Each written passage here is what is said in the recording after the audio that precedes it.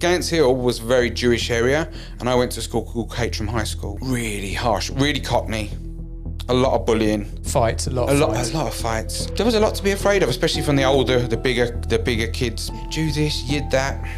You had to adapt to this harder, tougher situation, and you were like, had to be something different. Yeah, I had to be. It was fight or flight. I don't know what came over me, but I'd got to this point of despair with how nothing seemed to make sense and how kind of miserable life was and how there didn't seem to be a reason for anything or meaning behind anything. And I just spoke out into the ether and I said,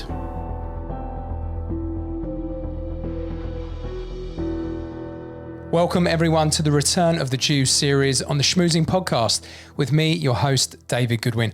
In this episode, I am very excited to be joined by one of my best mates, David Scott, who grew up on the tough and unforgiving streets of Essex and East London in the UK.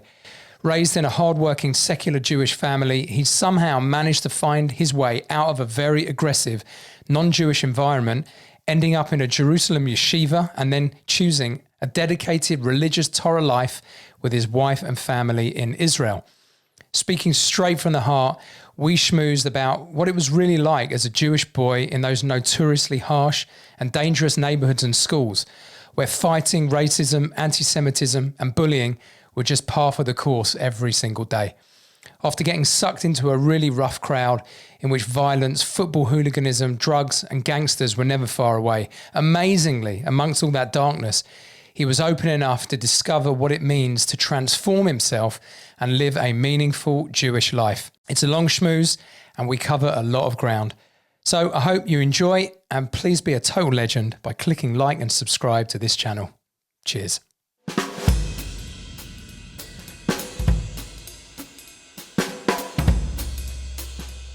David Scott is in the house.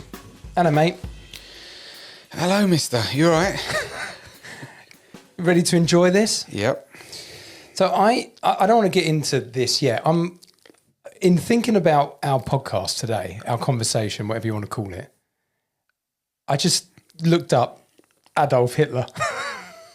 What? Why?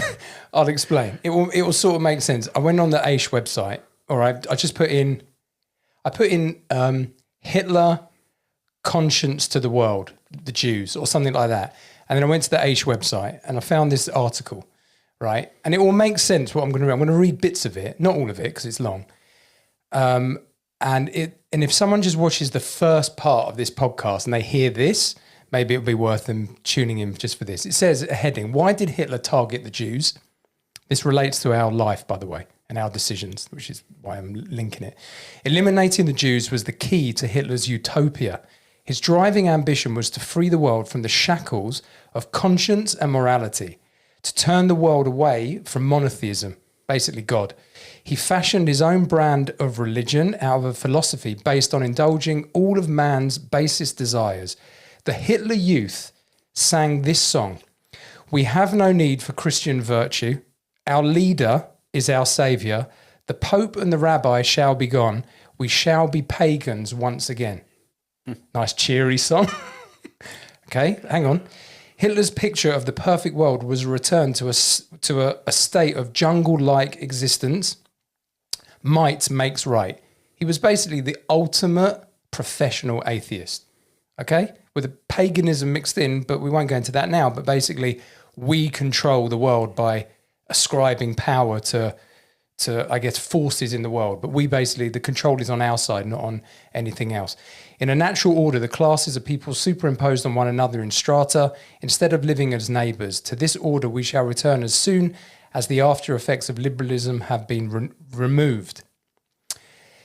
Then it says, the only serious obstacle standing in Hitler's way was the Jews. Hitler knew that it was the Jews who carried the message of one God, of all men created equal, of love your neighbour, of helping the poor and the infirmed. Hitler hated the message of the Jews because it was diametrically opposed to his vision of what the world should be. He said, I assume this is all from Mein Kampf or some speech that he made, but let's assume Mein Kampf. They refer to me as an uneducated barbarian, he said. Yes, we are barbarians. We want to be barbarians. It is an honoured title to us. We shall rejuvenate the world. This world is near its end, etc., etc. And then he makes a reference later on to basically, he says the 10 Commandments have lost their vitality. Conscience is a Jewish invention. This is the famous one. It is a blemish like circumcision. Basically, the Jews, who are the representatives of the idea of God in the world, are a blemish on society because we want to be free to do what we want. And they need to be got rid of, every single one. Okay, so that's Hitler. So for those out there who declare themselves as atheists, you're in bed with Adolf Hitler. Okay? Like, whether consciously or not, you're saying that if you see a world, if you want to see a world with no God, no existence of God, then basically you're more aligned with what Adolf Hitler wanted for the world. Whether you have that deep desire like he had to eradicate morality, I don't think most atheists do. I think they're not on his level of, like, obviously of evil. But you have to know that your thinking is in the way of his thinking. Why have I brought all this up as an intro? When I was thinking about our conversation, like in the last day or two, I'm like, what is this conversation we're having? Like, we're mates, we're good mates. You know, I'm married to your first cousin, and there's a whole story, similar backgrounds of what, you know, where we come from. London, you're from a different part of London, but I guess we'll get into that in a minute. But at the end of the day, what we did was not normal. We went from a life of total secular reality. Something happened in our life, in two different ways, and then we jumped out and we chose a completely different way of living, which had all sorts of weird psychological, emotional, stressful side effects, which we're going to talk about all of this, I guess. Yeah. But nonetheless, we did it.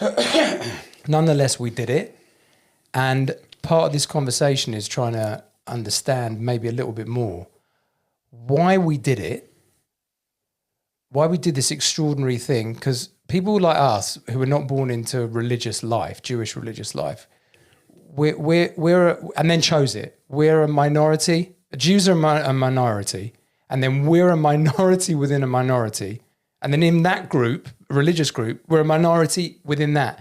And also, I'm going to say it boldly, we kind of don't fit, and we never will. Yeah.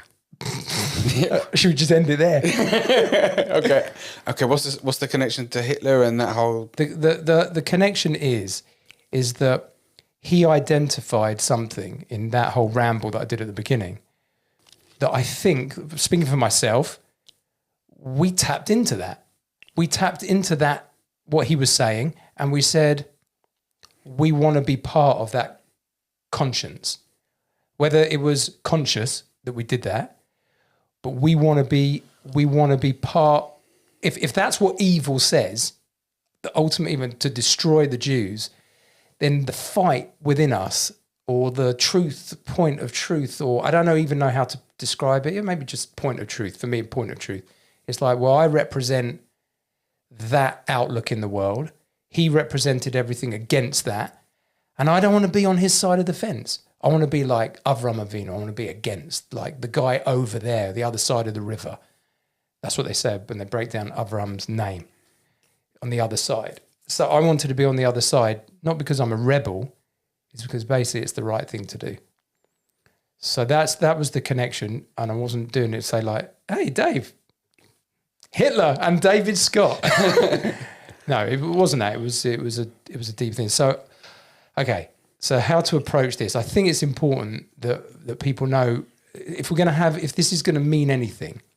These podcasts I do about people that have changed their life. I think it's important that people know where the people who come into the studio, where they come from. Yeah. So let's talk about that a bit. All right. So David Scott, what year were you born? Where were you born? Just a brief background. Yeah, born in Ilford. Actually, I was born in Whitechapel in. Just put it a bit towards you a bit, then, Mike. Yeah. I was born in Whitechapel. For those who are not English, what does that mean? East It's End. London. If you're born, it's very close to like it's between the Bow Bells. You're a Cockney if you're born in Whitechapel. My mum had trouble having kids, so it was a specialist unit that she had to have a baby, and I was born in Whitechapel. Wasn't born where I was actually living or brought up. But What type of family? I guess a secular Jewish 𝗥𝗲𝘄𝗘𝗽𝗀 family was sort of Jewish, but in terms of once or twice a year you go to shul, you have a Seder night. That was about it, really. I mean, wasn't really much more to it than that. I went to Cheder.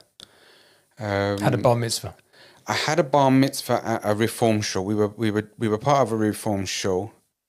My bar mitzvah, I was Parshat 𝗥𝗲𝘁, which I said it.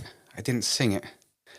There was no tune. I said it just 𝗥𝗲𝘁 it was like literally just saying spoke it out. Yeah, spoke it out. Read it from the Torah with the yad and everything like that. But it was a full synagogue, and it was I think they had an organ playing at the time. Sure. That's how it was. It might have even had a mixed choir. Okay. I think it's a long time ago, but yeah, that was my bar mitzvah. 𝗝𝗲𝘄, Southwest Essex Reformed Synagogue. It was. Come on, you swear. Come on, you 𝗝𝗲𝘄, yeah. That's hilarious. 𝗝𝗲𝘄, yeah. It's probably still there. Probably, yeah. Newbury Park. It's a very, very reformed shul. That's what it was. And Jewish life growing up, probably obviously similar to mine. We weren't religious at all. Like you said, twice a year, bar mitzvah. We were more United Single, which is like Orthodox, but we weren't. Yeah. But you knew you were Jewish, but that didn't define you, right? Your mates like talk about like growing up and the area of Essex. Yeah. I guess it was a real sort of chillin'. It was a mixture because I'd go to Cheder until I was 13 on the Sunday morning, and then like once or twice a week I used to go to 𝗥𝗲𝘁 Jewish Youth Club. So you had a Jewish crowd there. We're talking until like the age of 12, 13 maybe. And occasionally I went. I didn't actually go all the time, but I did in the summer go away with like summer schemes and groups, and we went on trips and things like that. It was like a ketana. Yeah. But then my school life was very secular, very, very secular. And how many Jewish kids in your school, and how much mixing did you do with Jewish kids as opposed to non-Jewish kids? Well, 𝗥𝗲𝘁's infant and junior school, there were I don't know, I would say 10% Jews there. There were some Jews there. There was a lot of Indians, a lot of Jews, and white English Christian sort of standard non-religious, and that was it. Yeah. It was a very harsh environment. It was very very cold. There was no warmth or morality put into us. We did have to say prayers. We had like what's it called? Assembly in the morning. That's right. And we used to say songs of praise. We used to have these books, songs of praise. And the Christian kids would pray and they'd put their hands, so I don't want to touch the mic, Sorry. but Yeah, like that. it was like that. And the Jews, we had to put our hands behind our backs. We had to pray like that. What do you mean? I mean... What do you mean? They told you to pray Yeah. differently? Yeah. What? I don't know. That's what they did. The Jews had to pray with their hands behind their back. That's mental. Yeah, I don't know if it was because parents objected and they wanted to be different, or it was because the school wanted us to be different. But we used to sing Tehillim, songs of praise, which is Tehillim. Yeah. Autumn days when the grass is jewelled. Remember that? Yeah, well, Onward Christian Soldiers, I remember that one. Right. And Jerusalem, hymn 444, I think. Yeah, and we had to have our hands behind our backs. That's mad. I guess it's quite... Okay. I don't know if it was... I don't know what it was. Whatever. It's a weird thing to say out loud, and I've never really focused it on it that much to like analyse it, but that's what it was.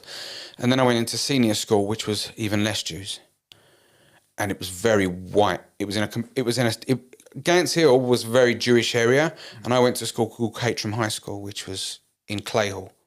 This is a comprehensive school, not a private school. It's not comprehensive. It's just a What is it? just a regular. Yeah, a comprehensive school, like a state school. It's State school. Yeah.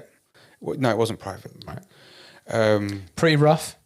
Would you say the area rough? The people rough. Again, really harsh. Really harsh. A lot of bullying. It was a real culture shock going from my infants and junior school to senior school. You know, it's funny because I did grow up Jewish, and my parents had a lot of Jewish friends, and they were part of charities and committees that raised a lot of money. And you know, when my parents' friends came over, I had to speak a lot nicer because their friends, you know, it was a different sort of level of society, if you like, different class of people, and it was always very, hello, how are you? And it was very polite and posh, and not posh, but you know what I mean, polite. Decent. It was decent, yeah, more like Northwest London. Yeah. Than Essex. Right. And then I went to school, and it was really harsh, really Cockney, a lot of bullying.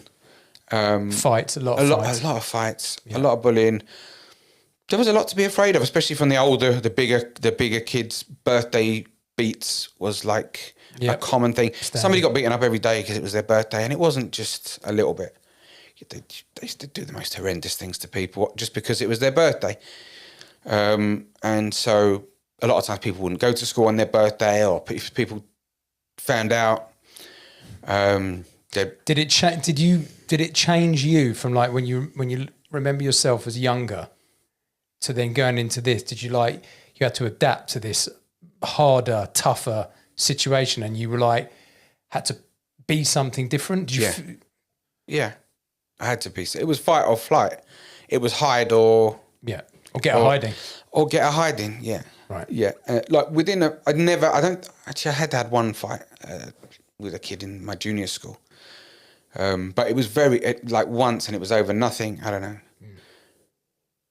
But once I got to senior school, actually within the first few weeks, I had a fight with somebody because I think we were in a French class, and I never really experienced. I don't think I experienced anyone saying anything anti-Jewish in my infants or junior school. But once I went to the bigger, harsher, white English Cockney school, Jew this, Jew that. You heard it all the time. But you didn't just hear it against Jews. If you were black, you heard them say it against blacks. Right. Or Indians, people were called the P word. You know, it was, it was racist. It was a racist school. It was totally racist. It was a racist school. My sister was 2 years above me, and so I guess I felt like I had a bit of protexia in the beginning because my older sister was in school and like the older boys, but I don't know. I don't think they ever really protected me. And you felt it was happening, not consciously, but you're like, I better be something here. Cause it's the law of the jungle. Yeah, but there was a fear to it. I was scared every day when I went to school. Wow. And I put on bravado. Yeah, I put on something, and I had a fight. I didn't even know who the guy was who I had a fight with. He said something about being a Jew, and then it was after class, me and you in the playground, and I didn't even know what was going on. I ended up having a fight in the middle of the playground. The whole school ran. Yeah. I don't remember the fight. I don't remember throwing a punch. I just know that afterwards it was me and him with the head of year, Miss Lemon. What a lemon. Yeah, Mrs. Lemon. Miss Lemon. No, Miss Lemon. They all had weird... Yeah, Miss Lemon. We were standing in front of Miss Lemon, and he had blood coming out of his nose. I don't remember hitting him. I really don't remember the fight. It was all just like a haze in front of my face. Yeah.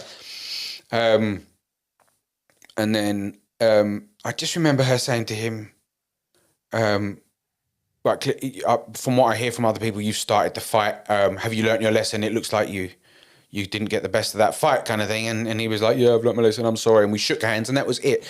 And me and this guy actually for the rest of school were friends. Of course, always is that way. Yeah, we were friends. And because of that fight, and because people, I don't know what they saw, but because he had a bit of blood coming out of his nose, so that kind of changed everything. I was still scared every day going into school. And I made sure, never to tell anyone it was my birthday. Wow. Although one time somebody, I don't know how he found out. It was one of the hardest guys in the year above me found out that it was my birthday, and we were the only people in this building. And I actually thought I was the only person in the building, and I just felt a push behind me, and I got pushed downstairs because it was my birthday. I never got birthday beats. I never got beaten. They used to give people what's called pole treatment. Yeah. Right? Yeah. You just pick up a guy and just ram him into a pole, like legs open. Crazy, right? Yeah. There was a kid in my year. I don't want to say his name, but he was a Jewish kid. And he got... battered. Actually, he wasn't in my year. He was a year above me. Yeah, he got really bad. Yeah, and it was like... and that was just the way it was.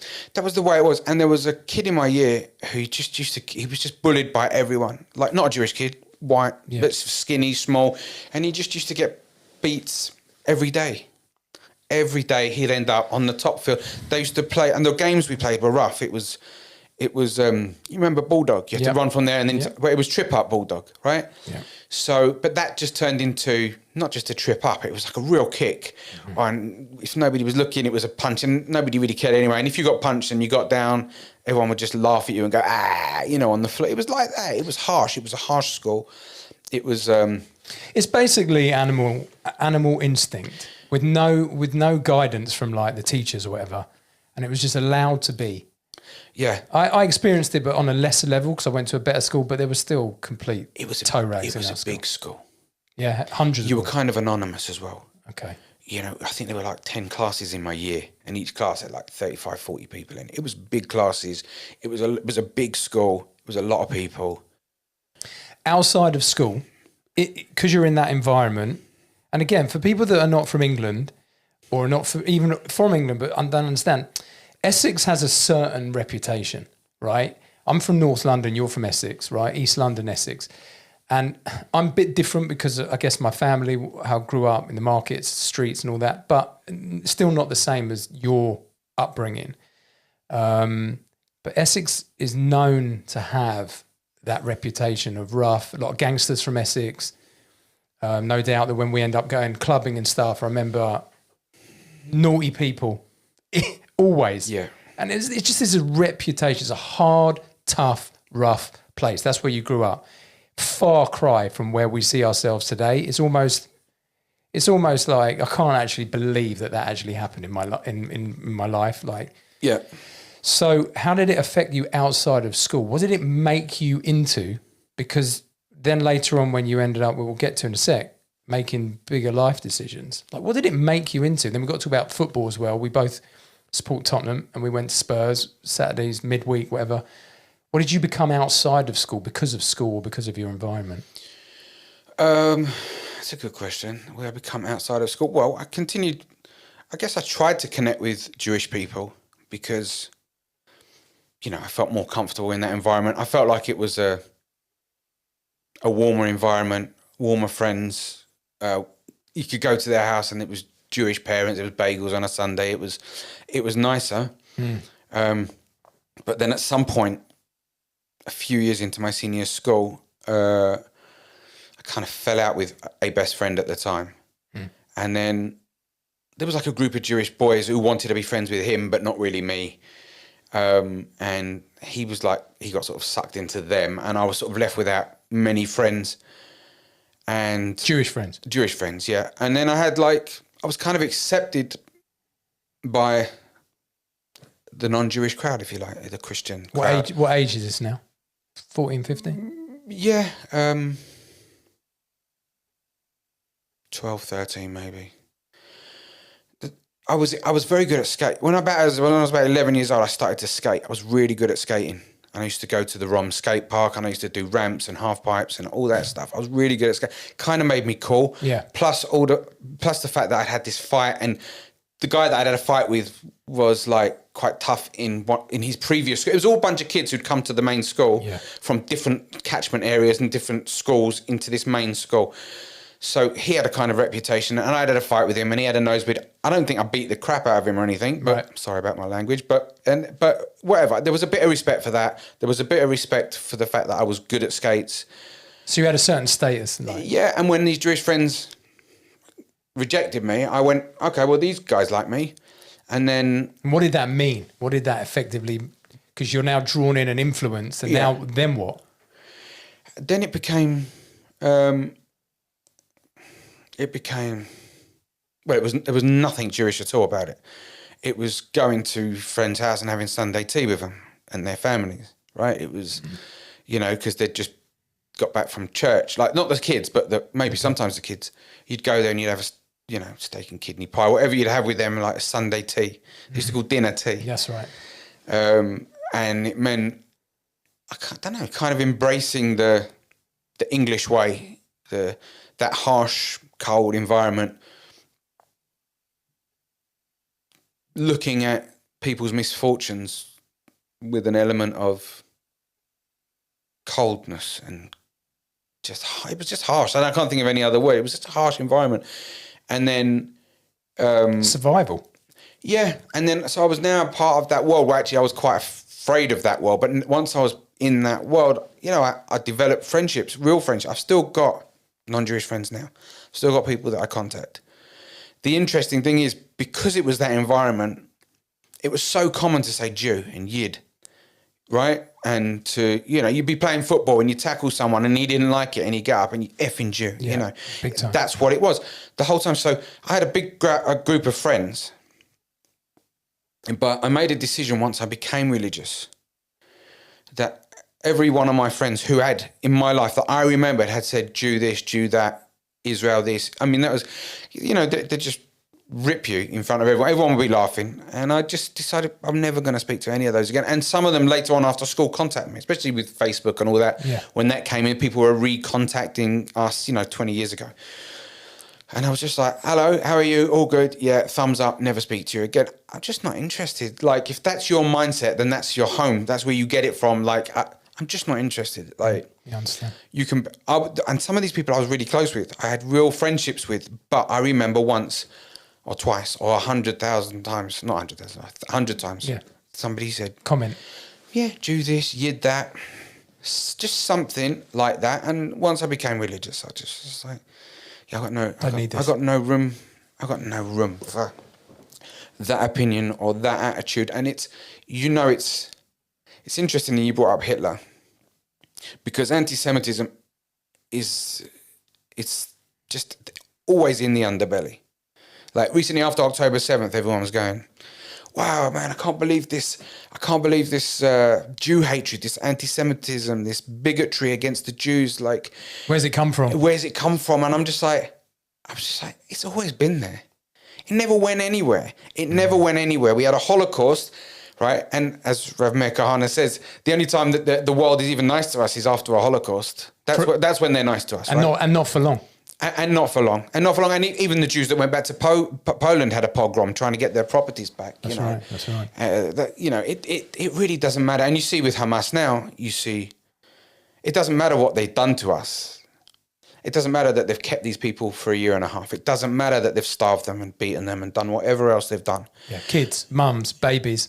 It doesn't matter. They still need to have a ceremony parading coffins of Bibas babies and mother, and it's just horrendous. It's a level of depravity and lowness. They're proud of it. Of course. They're just as proud to show off the babies in the coffins as they are to live stream October 7th. It's the same thing. Yeah. And burn people in cars, live stream. Crazy, right? The Romans used to do this. It's the same. It hasn't changed. Saturday. Do you remember Rabbi Kellerman's Christmas? Do you ever listen to it? That Christmas. Oh, amazing! It's amazing. The truth about Christmas or whatever. Amazing. And he goes through the whole history, the pagan history, Romans, and this festival called Saturnalia. And he used to go to hunt Jews, parade them, kill them, do all sorts of things publicly and all this stuff. What time period are we talking about? This is Romans, like in the time of the right. Yeah. So it was all that. So it's not changed. You know, Christmas is all like nice now. You know, get good sales and Amazon and all that. But that's not Christmas. Christmas is all this stuff. So okay, so you're in this environment. You're innately, you know, you're Jewish, but you're being pulled away. I can relate to this totally because, like, well, what else are you supposed to do? Yeah. This is where I am. This is where I live. This is what I gravitate towards. Yeah. I like football, in my case. I was good at cricket. Yeah. So you go that way, and before you know it, you're in, and you're so, looking at it from now, looking back, you're so far. But there's something underneath where, you know, like this anti-Semitism, this Jew thing. You always, no matter what crowd you're in, you're like, I'm a Jew. Yeah. Did you feel that? Or did you just block it? Or you just didn't even think about it? No, you couldn't block it. Nobody let you forget it. Nobody let you forget it. Right, that's true. Nobody let you forget it. And yeah, I guess it was just always there. It was always there. It was always a thing. You always felt like, I often wonder if in the same way as a Jew, you see different types of Jews. You see the proud Jew, you see the nationalist Jew, you see the ashamed Jew, right? Mm-hmm. All these Jews that like pile it on to, we call them self-hating Jews, and especially the last year and a half, we hear about it, like these Finkelsteins and all these other people who come out and just against Israel, against the Jews. You even have people in the UN, Jews, sitting next to Palestinians, like talking against it. You have different types of Jews, and you actually, Rev Ken Spiro, as he talks about the Jews have tried every single approach to survive. We've tried being like the Romans. We've tried being like the Greeks. We've tried being like the Jews. We've tried being like the secularists. We've tried just fitting in, and then Hitler came along and said, 4 generations, let's see if there's any blood there. We've tried everything. We have tried everything. The world doesn't let you forget you're a Jew. I think there's a very important reason for that. Good point. And sometimes, and I think, I don't remember which Rav it was. I've been to so many and heard so many shiurim in my life, but I want to say a name of a Rav, but it might not be him. I remember hearing it said that if you want to know what God's saying to you, then in a time of real struggle, look at your enemy and see what he's saying to you. Right? You really want to know what God wants from you. So at the time of Hitler, what's he saying to you? He's saying, let's separate the Jew from the non-Jew. Don't marry the Jew, right? Don't do business with the Jew. It's like, and you can turn that around and go, well, hang on, what does God say? God says, don't associate with them. God says, the people that hate you. I mean, obviously you can do business or whatever, but God's saying, don't marry out. You're different. Yeah, we're not allowed to know.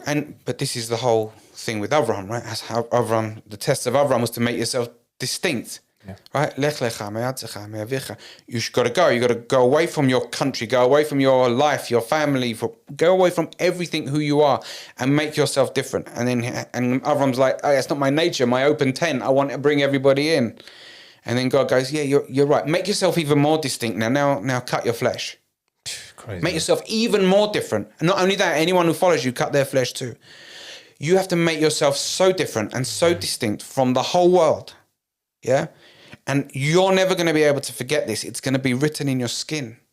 And nobody's going to allow you to forget it, even if you want to. You want to become that Jew. Who were those Jews at the time of the Holocaust? They were the children of the Enlightenment. That's what they were. They were the Jews that went with that worldly vision of some kind of progressiveness, utopia. It fed into this whole communist, socialist vibe. It was all that kind of thing. It was all like, there is no religion, there is no Jew, there is no... But even then, they singled us out. We're not allowed to forget. Not allowed to forget. We're not allowed to forget. It's not going to let us forget. Ever. So, again, in that environment, where was your life going? What did you do after school? You didn't go to university. Right. No, so then what was your vision of the future? Like 17, 18, girlfriends, all that? Yeah. I had non-Jewish girlfriends. I was never into one night stands or anything like that. But I had a girlfriend for 6 months here and a 6 months there and it was just like that. And I was into football, and I guess I was just lost and just trying to find my way. I think most people are at that age. Just lost, trying to find my way. I had a mate, I used to go to Tottenham, and we got in with quite a rough crowd with the Tottenham as well. That could have easily gone the other way if you'd have ended up in a situation with the bravado, with the influence. Yeah. You could have been involved. Yeah. I mean, to a certain extent I was. To a certain extent I was involved with things I shouldn't have been. And I guess I used to wear it as a badge, and it was like, where you been? I went to Tottenham today. Oh yeah, there was it kicked off, The truth is that most of the time we heard a crowd of guys going, whoa, and we just ran. That was most of the time what it was. But yeah, there was a group of older guys, and as a young kid, I don't know, my skin was a bit darker. they used to call me Little Naeem. I don't know if you remember the footballer, Naeem. Of course, number 7. Little Naeem. Oh, yeah, that was it. And when we scored, I was only a kid, 14, 15, 16, 17, 18. It went up. I was going to Tottenham season ticket until I was 20, 21. Shelf? I was in the Paxton. Me too, I was in for the a Paxton. while. I was in the Paxton when I was a club member. I was in the Paxton, and when I got my season ticket, I was a shelf boy, yeah. We probably stood near each other, unquestionably. We probably hugged when we scored, Dave. Definitely. Yeah, probably. Pax. It was brilliant. That's the other thing, right? We changed our lives just on this point. I was thinking about this yesterday. Like, I can't regret anything. I heard one. Do you remember that Rabbi 𝗵𝗍𝗄𝗏? Do you remember him? From Or Sameach. He gave a shir once. I heard it. He died. He was the chief rabbi of like one of these Panama. The name's familiar. I can't remember the. It was amazing. I can't remember what the book was, but I remember I heard a shir once. He like you've got to ideally get to the point where you feel you regret the stuff of your past. Bits I have, food specifically, maybe. Are we saying when you were a 𝗃 𝗃𝗃? Yeah, basically. But then afterwards, when you go this way. Right. We should probably explain what 𝗃 𝗃𝗃 is. Yeah. Oh yeah. Like the captured. What is it? The captured. It just like you're kind of putter. You're not obligated in all the things you did before because you were a child without knowledge, basically. Whatever. It doesn't mean that literally, but that's ultimately. That's it. But he said even with that, when you get to a place of realizing what a Jew is and how you should live, you should, if you really want to go there, you should be like you acknowledge and you regret certain things you did. The problem with that is part of what makes us who we are. Like I said at the beginning, I'm religious, you're religious. But because of so much of how we lived, our personalities, our whole being, who we are, how we can banter, we're just not really part of this religious world. We're in it, and we commit to it. But because of who we are, we're just not that. And people who are what we call FFBs don't understand us. I think we get them more than they get us. Yeah. But we won't fit in. And so therefore it's very hard to regret because we had some amazing times. When I think about, and you would agree with this, when I think about Tottenham, and I mean, we were rubbish in the 90s, but nonetheless, but thank God we had the 91. Thank God we had the Gascoigne in the goal and then winning the FA Cup. We had at least one element. But that togetherness, standing at football together, going bananas, going away from home, travelling and all that. It was religious. It was religious. It was brilliant. Tribal. It was tribal. It was brilliant. And it's very hard to undo that. Even today, like we still follow Tottenham. We're texting each other all the time. But it's not the same. No. But it was part of our life. Yeah. Massive. Yeah, my boy now, he lives Tottenham. He lives and breathes Tottenham. He just looks up. Right. He knows. I'm like, why aren't we playing today? He goes, well, we're not playing till Thursday. I'm like, how do you know? And he's like, oh, yeah, I know. And he'll tell me the injuries. He knows. He's just in that vibe. And he'd love me to take him to England and take him to a game. I'd like to take him. Yeah. I'd like to. I haven't been to the new stadium or anything like that. Right. But yeah, I know what you mean. Listen, we were in Shul the other day, and so Raphael gets involved in the Shul. He's read it since his bar mitzvah. My son. Yeah. He reads his bar mitzvah every year. A couple of weeks time, he's going to do it again. Amazing. And every so often they ask him to learn something else, and can you do a couple here and a couple? So he reads from the Torah for the Shul. So he's involved in the Shul, and they're trying to get the kids involved in the Shul. Yeah. So it was like Friday night a few weeks ago, and one of the Gabbai of the Shul, one of the Gabbais of the Shul comes up and says, he says to me, not my son, is your son interested in, davening Friday night for the Shul, like 𝗥𝗲𝘁 𝗃𝗏 and all that stuff. And I'm like, well, ask him, and he goes, all right, are you interested? And he said, well, yeah, if somebody teaches me it. And then the guy goes, well, your dad can teach you it. Your dad could teach you it. Well, I mean, maybe I could. I've never got up and davened 𝗥𝗲𝘁 𝗃𝗏 in front of a minyan. No. I've never done that. We join in and we know the songs as much as it, but to go and lead it, that's a bit professional Jew. That's a bit professional Jew. And I'm an amateur. And he looked at me. I looked at him. I literally went, I'm about to shiver. and it didn't compute for a second. He was like that kind of like, what? I'm like, I'm like, maybe one of you guys could teach him. He's happy to learn it. And he goes, oh, okay, fine. Right. They're nice people in the shul. They're really nice. But they are one community. My community, where I live, they all made Aliyah like 30 years ago. They all know each other. Their kids are married into each other. It's a nice community. But there is that. They had a Jewish upbringing. Properly. They had a Jewish upbringing. And we feel like, I think that's part of our struggle of being a Baal Teshuvah. And I think, the idea that, what's the pasuk? Nobody can stand in a tzaddik can't stand in the place of a Baal Teshuvah. Yeah. I can't remember the from the Gemara or something. Yeah. So and I love how we don't know all these psukim. Right. But we know them I've heard it so many times, I should know it. We just say, Rabbi Tat said. Yeah, Rabbi Tat. Yeah, he's a big part of my journey, Rabbi Tat. Of course, all of us. Yeah. Massive.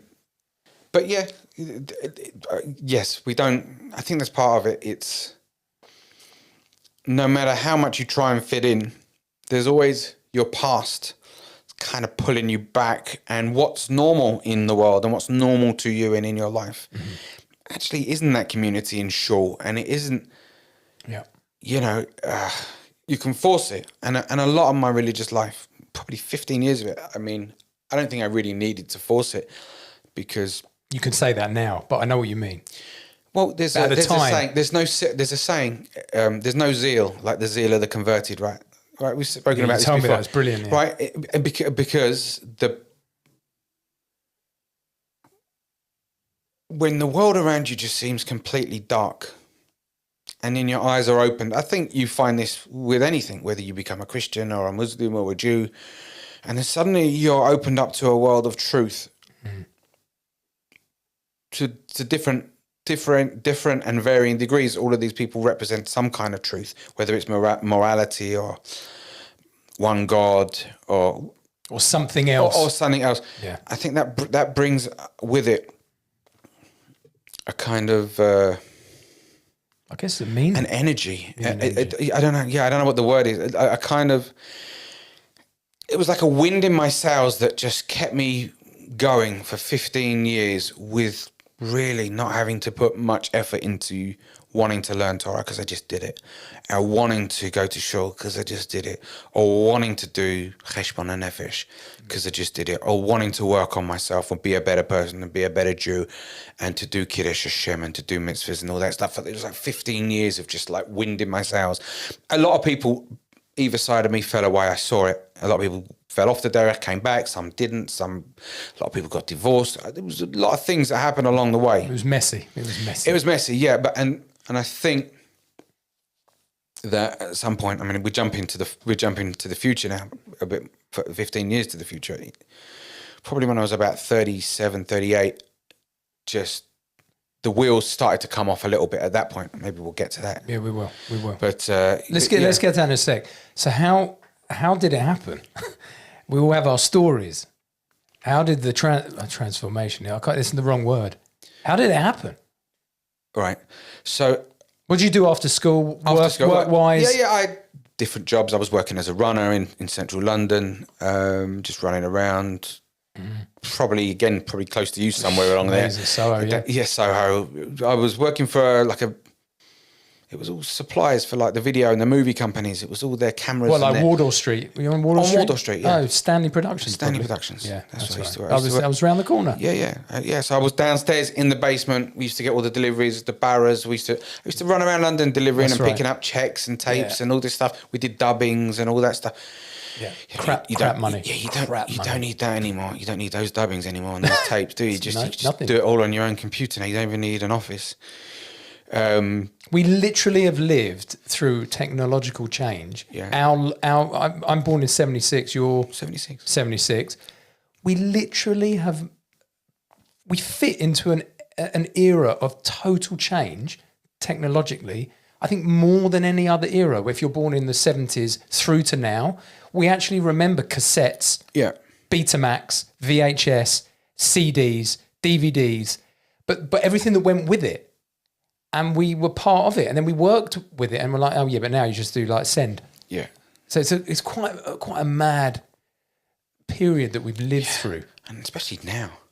Yeah. Especially now. The advances in this AI is staggering, Dave. Staggering. I know. I mean, I'm just like following stuff on X. And It's hard to keep up. It's hard to keep up as well. It's amazing. I just listened to Elon Musk the other day talking about it. It is amazing. How they're talking about now, like it's not going to be long before AI starts curing diseases. I hope so. It's all right.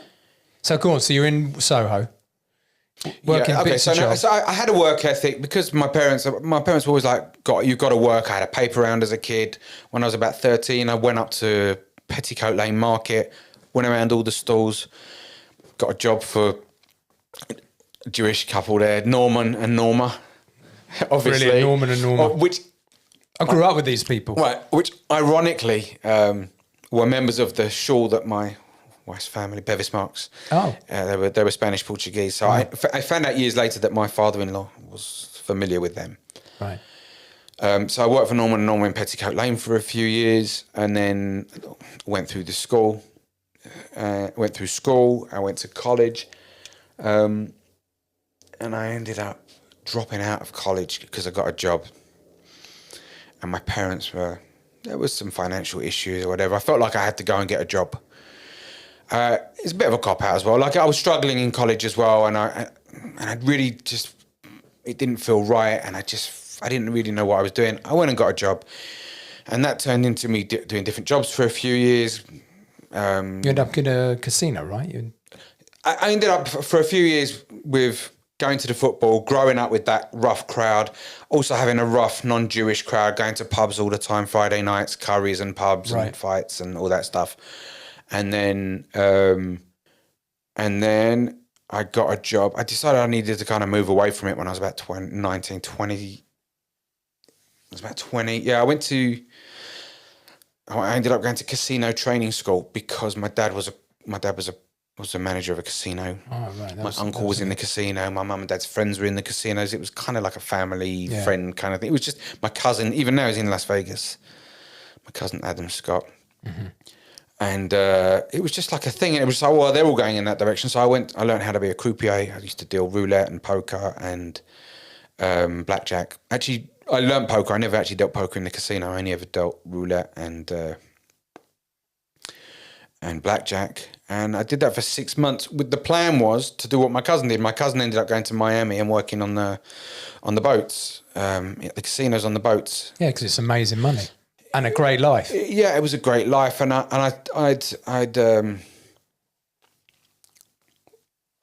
my parents had very kindly put away a little bit of money for me every year into one of these insurance policies that came out. So I got to that age of about 20, 21. Emergency policies. Yeah, and I was like, I'm going to take... I had a few... It was a nice amount of money, actually. Yeah. And I was like, I'm going to take that money. I'm going to go travelling. So with a bunch of these non-Jewish friends, we were all going to go travelling together. What year are we now about? 97? 6, 7, yeah. 97, 98? No, 98 was a fellowship. Oh, right. So we're talking... Oh, actually, yeah, 97, 98. We were supposed to go travelling Christmas 97, around that time, Hanukkah. And then they cancelled. No, Dave, it was Christmas. Yeah, it was Christmas. It was for me. And these guys, we'd actually been on holiday a few summers, and we did a few mad things. We went on these 18s to 30 holidays, and they were... Oh, my God. Like, just hot. Disease-driven holidays. Thinking about it now. Carnage. Yeah, you can't experience any of that. It's not even worth a conversation because it's so not... carnage. And that was really a non-Jewish environment. Like, it was so... Mega. Yeah, it was mega. And then I was like, well, I just want to go away. I'm planning to go away. And like these guys, we're all going to go away, and then they cancelled. And then I was just in this predicament where I had this money. I decided I was going to get 6 months experience in the casino. And then I was just going to go to Australia with these guys. We were going to go to Australia. And actually, we hadn't decided. It was a few of us wanted to go to Australia, and a few of the guys wanted to go to Mexico. It was random. They wanted to go to Cancun and Mexico. Enough. They wanted to do South America, and there was me and a few guys wanted to do like South Africa, Australia, New Zealand. Girlfriends at the time? Anything serious? On and off. Like I said, it was 6 months. At that time, no, I didn't have a girlfriend at that time when I was, no. Right. And then what happened after that? Well, I guess that's where Rochelle enters, my wife. Yeah. So then I waited. They cancelled. And then they cancelled this. Like, we're going to go travelling in another year. We're not going to go this year. We're going to go next year. Because they wanted to save up a bit more money. And then somebody had a wedding in their family. I didn't want to have to go and come back. And I was just like, I want to go. I just had to get out of England. And I was working in the casino. And actually, I did have a girlfriend. When I was in the casino, I did have a girlfriend, non-Jewish girlfriend. And I had this job where I was like working nights. The casino was all mostly night work. But it was just like, I'm literally in an environment just watching people just throw money away. Like they could, some of these little Chinese women who would come to the casino at 2 p.m. and they'd start taking out 50s and £100 at a time, play roulette, and they would be there from the minute that the casino opens until it ends, and and every 3-4 minutes is a new game. It's a new game. Pay out, new game, lose money, pay money. And they obviously just had so much money. It wasn't just these women. It was the casino I worked at was in Leicester Square. Oh yeah, which one was it? Napoleon's. Oh okay, I remember that. Napoleon's. It's probably still there next to Equinox. Yeah. And I mean, just these people. It was ridiculous. In fact, it was funny. A few years when I actually did go and meet Jews later on the fellowships. Yeah, I'll put it down. Yeah, I'll put it down. Yeah, a little bit. No, not much. That's it. A few people said they recognised me from. They're like, you're the guy who took my money from the casino. Yeah, when I went on the fellowships, there was like these Sephardi Jews from northwest London. They were like, "Yo, you're a croupier." Oh, yeah, right. And I was like, Napoleon's, I know you. I knew you. I didn't recognise them, but anyway. After 6 months, I was like, right, I've got my experience. I'm going to go and do a bit of travelling, and then I'm going to end up in America. I'm going to go on boats out of Miami, and I think I probably would have ended up in America like my cousin. I think that's in my mind where I was going to go. I didn't like England. It was cold, not just physically. It was cold environmentally, spiritually. Yeah. I really didn't feel connected to anything there. I didn't feel connected to spirituality in England. You know, the idea that Brit Ain, like there's no covenant in England. But then there's the other one, which is Brit Ish, like you're a man with a covenant. But I just felt like there was no covenant there. I felt like there was no connection there. There was no spirituality. Yeah, but you surely at the time you weren't conscious of a spiritual lack of connection. In a conscious sense, you might have felt it. For me, I was like, when I was that age, I'm like, I just want to be in Spain. I just want to be somewhere hot. Israel, loved Israel, but I'm not going to live in Israel. I'm going to live in like Spain or whatever. And I was always orientated towards good weather, beaches, and all that. But I wasn't thinking spiritual connection. I guess in hindsight, it was that. Yeah. And I didn't really see I got to a point where they cancelled on me. I didn't see the point in anything. I didn't see the point in this relationship that I was in. I didn't see the point in the friendships that I had. I didn't see the point in the work that I was doing. And that's quite a deep realization. You didn't see the point. Did you feel that? I got to a point where there was a lot of, also in all these years, Dave, I didn't mention this, but there was a lot of drugs and there was a lot of... Right. There was a lot of stuff. Yeah, that's true. That's going on. And... that was making you feel like, what's this all about? Yeah, and then it was, and I remember working at the casino, and then I'd come back, and then I remember just driving to a local park, and this is, I guess, the start of my journey, Jewish journey was, I guess it was my first prayer. I didn't even know it was a prayer at the time, but I remember just being so... exasperated with everything, just like there's no point to anything. What is the point? I'm going to work. I've got a good job. It wasn't a great job, but it was a good job, and it was glamorous. You know, I got to some of the people that came in this casino. It was glamorous, you know, and everybody wanted to talk to me about my work. Everyone wanted to know about the casino and what stories I had, and I'd tell them stories. There were people who were like old school crazed gangsters, you know, that would come in and there were stories of different podcast maybe, but there were stories of things that happened in the casino that, you know, it was like... Legendary. Yeah, and when you go out with a crowd of people want to hear what you got to say. And also, at the time, Hippodrome round the corner, the whole Lenny McLean, we were just in that whole energy of like London, all right, mate. Well, I was into jungle music. So the that as well. Hippodrome Orange. I used to go to Hippodrome Orange. It's just mad And period. also, and that's another thing in the casino, a lot of drugs, a lot of cocaine, a lot of speed. People, you're staying up all night. Ecstasy, big, 90s. Yeah, and the clubs, and after there was two different shifts as well. Some people did double shifts. So if you did like I can't remember the timings. It was like 2 till 10 or something like that. You do like a half shift, and then you'd finish at 10 and you'd go out clubbing with like the others. And then it was a very, I don't know, if it was like a movie, it was like one of those red eye movies, you know, where it's like... Well, one thing bled into the other, depending on what shift you're in. Yeah. You go. There was a group of us, I don't know what year it was, whether it was after 97, 98, I can't remember. But there was a guy in northwest London who was like a big mucker and like doing like clubs and bars and all that. So we used to run a nightclub in Leicester Square, Friday and Saturday night. And I was on the door. Wow. Not a bouncer, obviously. Where in Leicester Square was that? It was... Was it the side I'm talking about? Was it Equinox side? Was it somewhere down? Yeah, it was on the Haagen-Dazs side. It was 2 doors from Haagen-Dazs. It was a little door. I've forgotten the name of it. Haagen-Dazs is right there. I got to ask. Yeah, it's the same place. Haagen-Dazs, yeah. Yeah, I got to ask Daniel like what the name was. It must have been in Equinox or next to it. It was next to it. It was a small club. It was small. But we were there for I don't know how many months, 6 months. It was amazing. It was such a laugh. Yeah. Right. But I was on the door surrounded by these 4 massive blocks of men. Why are you on the door, Dave? Because of me, I was Dave. Oh, I see. Yeah. No, I get it. You're the meet and greet. Yeah, meet and greet. Yeah. But they all had bulletproof vests and knife protected vests. Yeah. And there's me in my little top man suit, looking like a bit of a spiv. Top man. Right? Yeah. But I was there on the door and I was like, yeah, you can come in. I was like chatting everyone up. But you had baggy trousers. No, I didn't actually. All that drain pipe stuff. Were they drain pipes? All that drain pipe stuff, late 90s. But it was just a disgusting place, Leicester Square.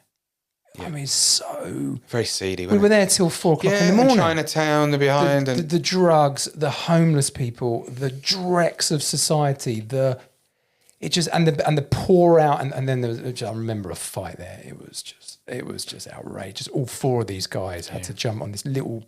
I don't know what he was. It was mental. It was anyway. So that was that. So then, what happened with you? Like, how'd you go from that to then ended up in Israel?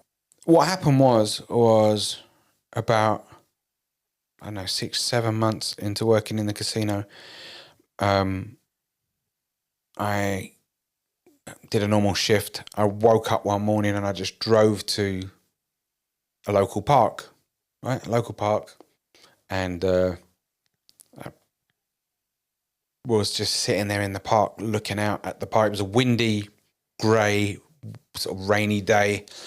Barkingside Park, it's like a big round park. It's basically they use it as a cricket pitch, but have you been to Barkingside Park? Yeah, I know. So I was sitting there in the car park. It's like there's a tennis court next to me and a police station. I'm just looking out into the park, and I don't know what came over me, but I'd got to this point of despair with how nothing seemed to make sense, and how kind of miserable life was, and how there didn't seem to be a reason for anything or meaning behind anything. And I just spoke out into the ether and I said, I feel like an idiot, but if anything or anyone is out there listening, I need to know that there's more to life than this, because it just seems like there's nothing. And I just remember after that watching the trees in the distance just like blowing in the wind, the tops of these big, really big trees. Did you believe in God at that point? Through your whole... Interesting. It's an interesting one. I think I did. I think I always believed in God. And like, you're young and whatever. I would never park outside of a church. I would never park outside of. I just had this thing. I would not park outside of a church. It was a weird thing. I don't know. I don't do. I think I did. But a shul you would. Yeah. Well, yeah. There weren't so many shuls, but I don't know. Yeah. Did I believe in God? I think I believed. I don't even know what that means. In fact, the older I get, and the more I listen to it. Well, I listen to Jordan Peterson talk about like why doesn't he answer the question about do you believe in God? And he's like, he's not sure what the question even means. What does it mean to believe in God? Okay. Do I believe in radio waves? No, I know that there's radio waves. I can't see them, but I know that they're there. Do I believe in God? I don't think there is such a thing as belief in God. What does that mean? Do I think there's a probability that there is one? Do I think that these are different questions? I don't even know what believe in God. I think I always thought there was probably a God.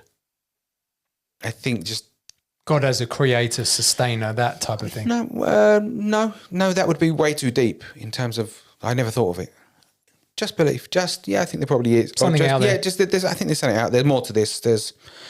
Plus, I also had different experiences in my life. Like my grandmother had a lot of these like psychic experiences. I had a bunch of them when I was growing up. I haven't had them for years, but I had them when I was growing up. My father-in-law also had them. Your uncle also had them. Really? Yeah, like his mum.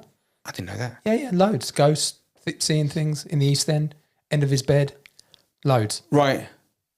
And then he got into UFOs with my brother-in-law. Right. Anyway, whatever. Right. So I also, well, that's a whole different track. No, yeah. And again, I saw something. I remember as a kid seeing something in my room. Mm-hmm. Whatever. It's a whole different conversation, a different video. But yeah, I had these. I always thought there was something more. When I was like 13, just after my bar mitzvah, I went on holiday with a friend. And we went to Tenerife, and I just got this crazy, not crazy, but I got this feeling of impending danger. Something bad was going to happen. And then I didn't know what it was, and I was like, before mobile phones, I had to phone home. And I'm like pressing my friend's parents. I need to call him. I need to speak to someone at home. And I called home, and my parents were away. They actually live in Bournemouth now, but they were away in Bournemouth, and I didn't have a phone number for them. And I spoke to my grandparents on my mum's side, Nana V. And I spoke to Nana V, and I said, I just got this. She said, what do you want, darling? What's going on? I was like, I just got a feeling something bad's going to happen. I just got this feeling. I can't explain it. And anyway, and like within, I don't know, it was a day and a half later, my dad's dad died. And then my grandmother came to live with us for 3 months. And then she went into, my dad's dad just had an aneurysm and just passed away like instantly. My grandmother on my dad's side, she had emphysema. She was a smoker. She'd quit 15 years earlier, but it was too late. She'd already done the damage to her lungs. So she was on a nebulizer and took in oxygen, and she lived with us for 3 months. And she went into hospital for something basic. It wasn't because she was like crazy ill or anything like that, but it was something to do with her.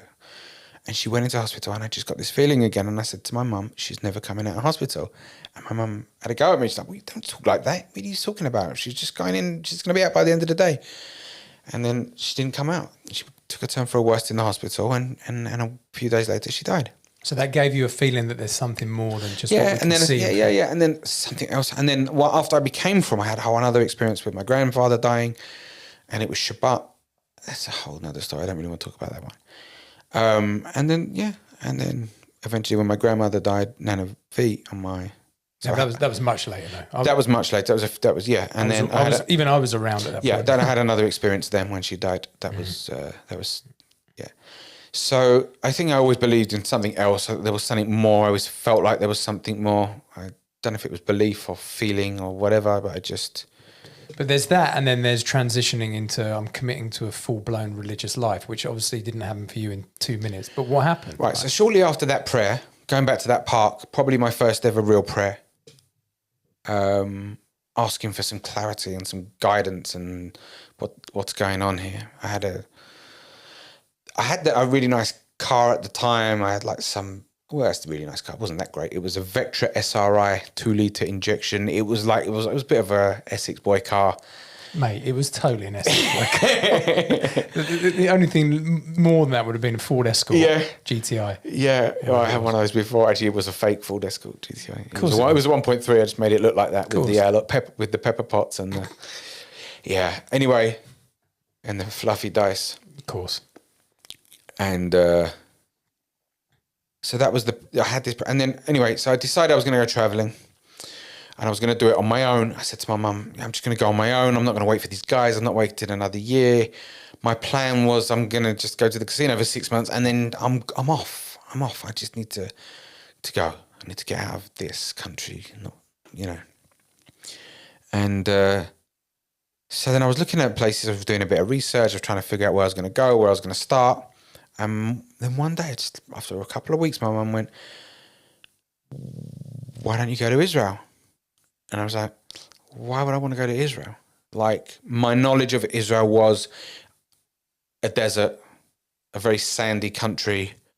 I'd seen a picture of the Kotel when I was 8 or something, like when I was a real kid. I just remember saying, that's a Jewish place. This is holy. It is. I don't even know if it was holy. It was a Jewish place. You never visited Israel? I came to Israel as a kid when I was 3, but I don't remember that. Okay. I do remember being in a swimming pool at that time because there was like an orange mobile had like wheels on it. I remember being in and out of this orange mobile. Anyway, it was a Jaffa orange. Of course it was. And so I did come when I was 2, but I didn't remember that. And I was like, why would I want to go there? And my mum was like, I don't know, just talk to Rochelle because there's like some program. And like she went there last year. She had a really good time. And I think she wants to go back again this year. And I'm like... Give that a bit of context. Who's Rochelle? Right, Rochelle is your wife and my first cousin. Right, so my mum's brother's daughter is Rochelle. And so she went on the Aish Torah fellowships which is a program in Israel, in 1997. She, having grown up in a similar area to you, as a girl, not obviously as a boy, not experiencing all the same things, but around it, the same environment, similar environments. I would say quite different. Yeah, I would say quite different. Right. Yeah, I think she went to better schools. Yeah, she went to better school and probably lived in better streets and. Of course. And I think probably, but yeah, similar, close enough that when we used to go out, I used to see her from time to time. And well, she didn't have Jewish boyfriends. I mean, she didn't have. All that, and it was Essex, so and she, and it's Essex, But you were always like, she always said you were like distinguished because you were like in the very, very rough crowd, and if ever she had a problem, she'd phone cousin Dave. That's basically what happened. Yeah, something did happen once. I'm not proud of it. Yeah, something did actually happen once where I don't know. We were in a club or something, and there was a massive brawl in the pub, and she ended up pulling me out of the club. Yeah, I think I heard about it. Calming me down, yeah. And that all happened because we were on the dance floor, and I had a good friend at the time, and somebody randomly just came up and knocked him out. That's what happened. Yeah, and literally knocked him flat out on the floor. And again, another one of those situations, I don't really remember what happened after that. I just remember people just pulling me away and pulling me out of the club because I went for the guy. So she went on this fellowships. She went on this fellowships. She has her own story to even how she ended up. That's not for now. But she went, and then your mum said, well, Rochelle went. So... Yeah, and then she said, yeah, why don't you speak to your cousin? So it was like a Wednesday night. I think it was a karaoke night at the Valentine's pub in Gants Hill. Which was a frequent haunt of mine. I used to love playing pool. I was a very good pool player. Yeah. And I used to frequent there often. I was always on the pool tables and in the competitions there, whatever. And I met her there, and she was like, yeah, you should come. It's going to be great. There's going to be like 50, 60 guys, 50, 60 girls. It's a trip to Israel. There's going to be parties in the desert. You're going to go quad biking. You're going to go abseiling. You're going to go in the Dead Sea. You're going to... Just like the way she sold it was like, you're going to go horse riding. And it was just all this stuff. And I was like, wow, it just sounds like an adventure. She's like, I'm like, how much is that? It's like £299. That's for like 3.5 weeks, a month. And I'm like, okay, fine. I'll just get an open ticket. I'll stay there and then I'll travel from, that'll be my starting point and I'm going to go traveling after that. So that's what happened. And I did. I had an interview with, what's her name? Chesna. No. Doesn't matter. I was going to say, no, love her shalom, because she's passed away. Oh, okay. Schenker. Sharon. Sharon Schenker. Okay. I love her shalom. So lovely. Lovely girl. Yep. And she gave me my interview over the phone. And were asking me about my Judaism, and I was just like, I didn't even know what half this. Do you have a mezuzah? I was like, a what? Yeah, that's a whole nother story, coming back and making everything kosher. But she accepted me into the program. And then next thing I know, I'm traveling to the airport with Louise, Rochelle's cousin. Yeah. Louise Deborah. And we were at the airport together, and I was like, hi, how you doing? I think it's probably the first time we met. And then we had the program, the fellowships program, and this is 1998. 1998. August 1998.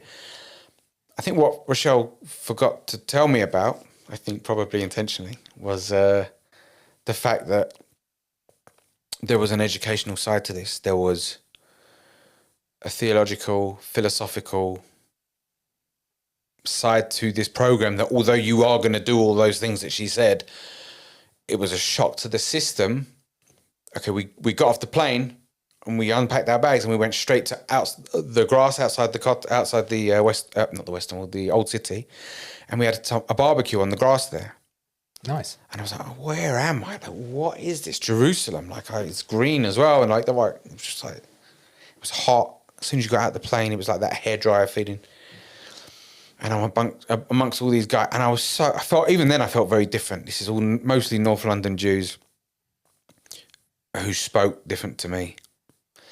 And we had this barbecue. The next day, they woke everybody up early, and I was like, oh, woke us up early. And then next thing I know, we're sitting in a classroom, and they're asking us to, it was something, I can't remember what the first class was, but one of the classes they wanted us to write what we want written on our gravestone. Great, what a great. And I'm like, I wanted to travel the world. I want abseiling. Yeah. I actually refused to do that, Bon. So it was straight in. It was straight in. And I just wanted to go there and let my hair down and have fun and socialise with these new people and get to know them and have a laugh. And so we still did all these fun things, and I was loving it. I was having a really good time. I was making friends. And then I guess there was a part of the program where after a couple of weeks into the program, I got really drunk one night. And I wasn't paying attention in the classes. I wasn't really interested. And then one night we went out, and it was like Polish butterfly night. And I had all these, I was a bit of a drinker. Like, I wasn't an alcoholic, but I knew how to drink. My friends at that time, a lot of my friends, I had different crowds of friends in England, but one of them were rugby boys. They knew how to drink, and it would be normal for me to have a pint and a Jack Daniel's chaser. That would be fine. And that's how I was drinking that night. And then I remember being at the tavern, and somebody brought over this drink, and everyone was going, dipping their finger in, and they were going, oh my gosh, this is the drink. And I was really cocky. I just took it and downed it. I took it and downed it, and I just remember my eyes watering. I just pouring water, and somebody gave me this water. I'm like, oh my God, that is really, really, really fun. And I'd already had a few drinks, whatever, and I don't remember anything else. Other than being woken up the next morning with a really bad hangover. Apparently I'd had another one. I don't remember having the second Polish butterfly.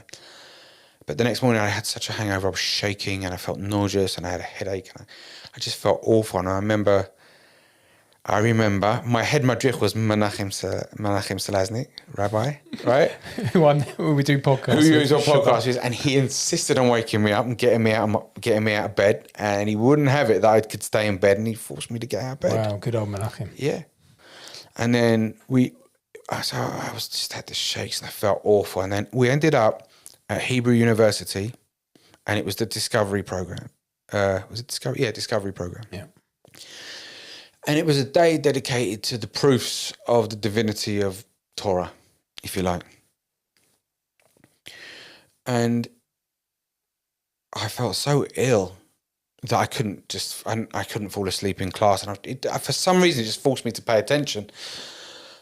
And I just started listening, and they started talking about the Purim story. And I'm just like, okay, this is interesting. And they're talking about, the 10 sons and this and the 10 Nazi criminals and the parallels, and there's a big hey and a big this and a big letter there, and it parallels that, and how did they know? And there's all these parallels, and just like, wow, that is interesting.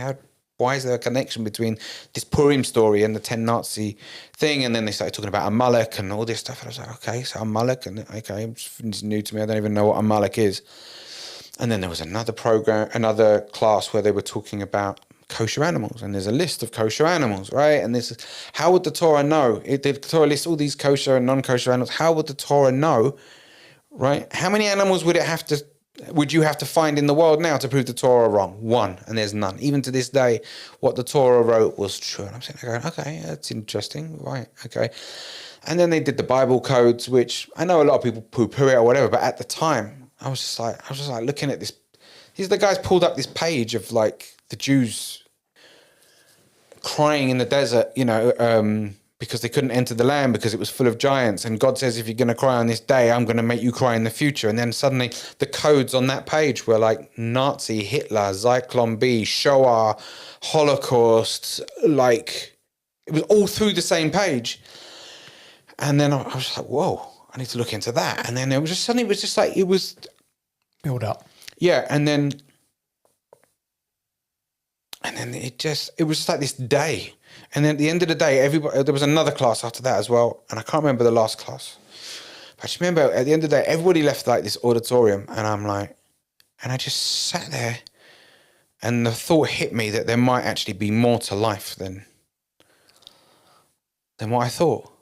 And it might be worth looking in that direction and just maybe concentrating on what they're saying and actually you got a brain, have a conversation. Let's talk about it. Let's think about it. Let's analyze. Let's think. Yeah, let's think. Probably for the first time in my life. And at the end of that day, I had tears in my eyes. When everybody had left the auditorium, I had tears in my eyes because it just hit me that maybe there was hope to life. Because everything seems so, that's the word probably I needed earlier, hopeless. And then I started to pay attention, and no more Polish butterflies. No more maybe once in a while. I don't know. Maybe. I mean, I wasn't a changed person immediately. No, I know. In fact, I didn't. It was a long time before I even kept Shabbos. Of course. Yeah.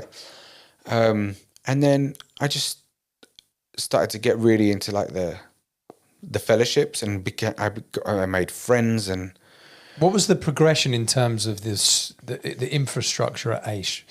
Obviously, this fellowship trip was whilst it was fun, it was about attempting to try and get young Jews to start thinking like, what happened to you? Didn't happen to everyone. Not everyone had this effect. I'd never went on fellowships. I came in a different way, as you know.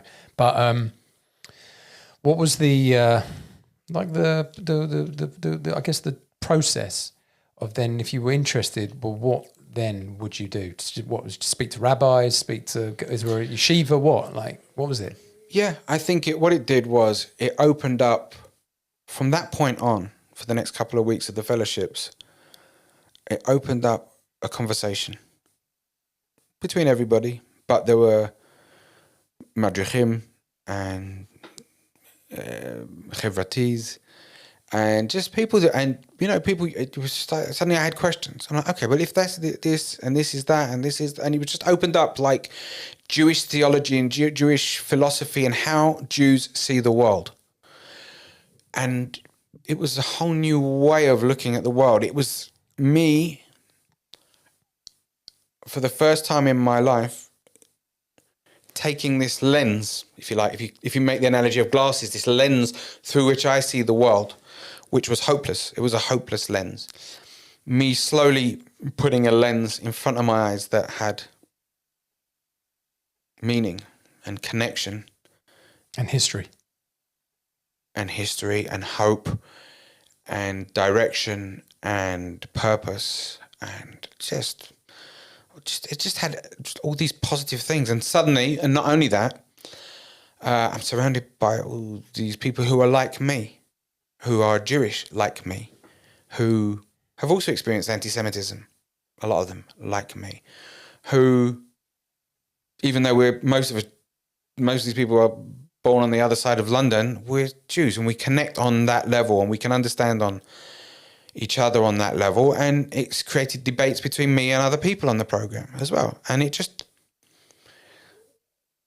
life just got a lot deeper at that point. And then there was an element of love bombing, if you like, right? Aish, it was definitely like, like when you get sucked into cults or whatever, they have like this thing of love bombing. I'm not saying that there was anything intentional about it, but there was this thing of everyone was so nice. Everyone was so warm.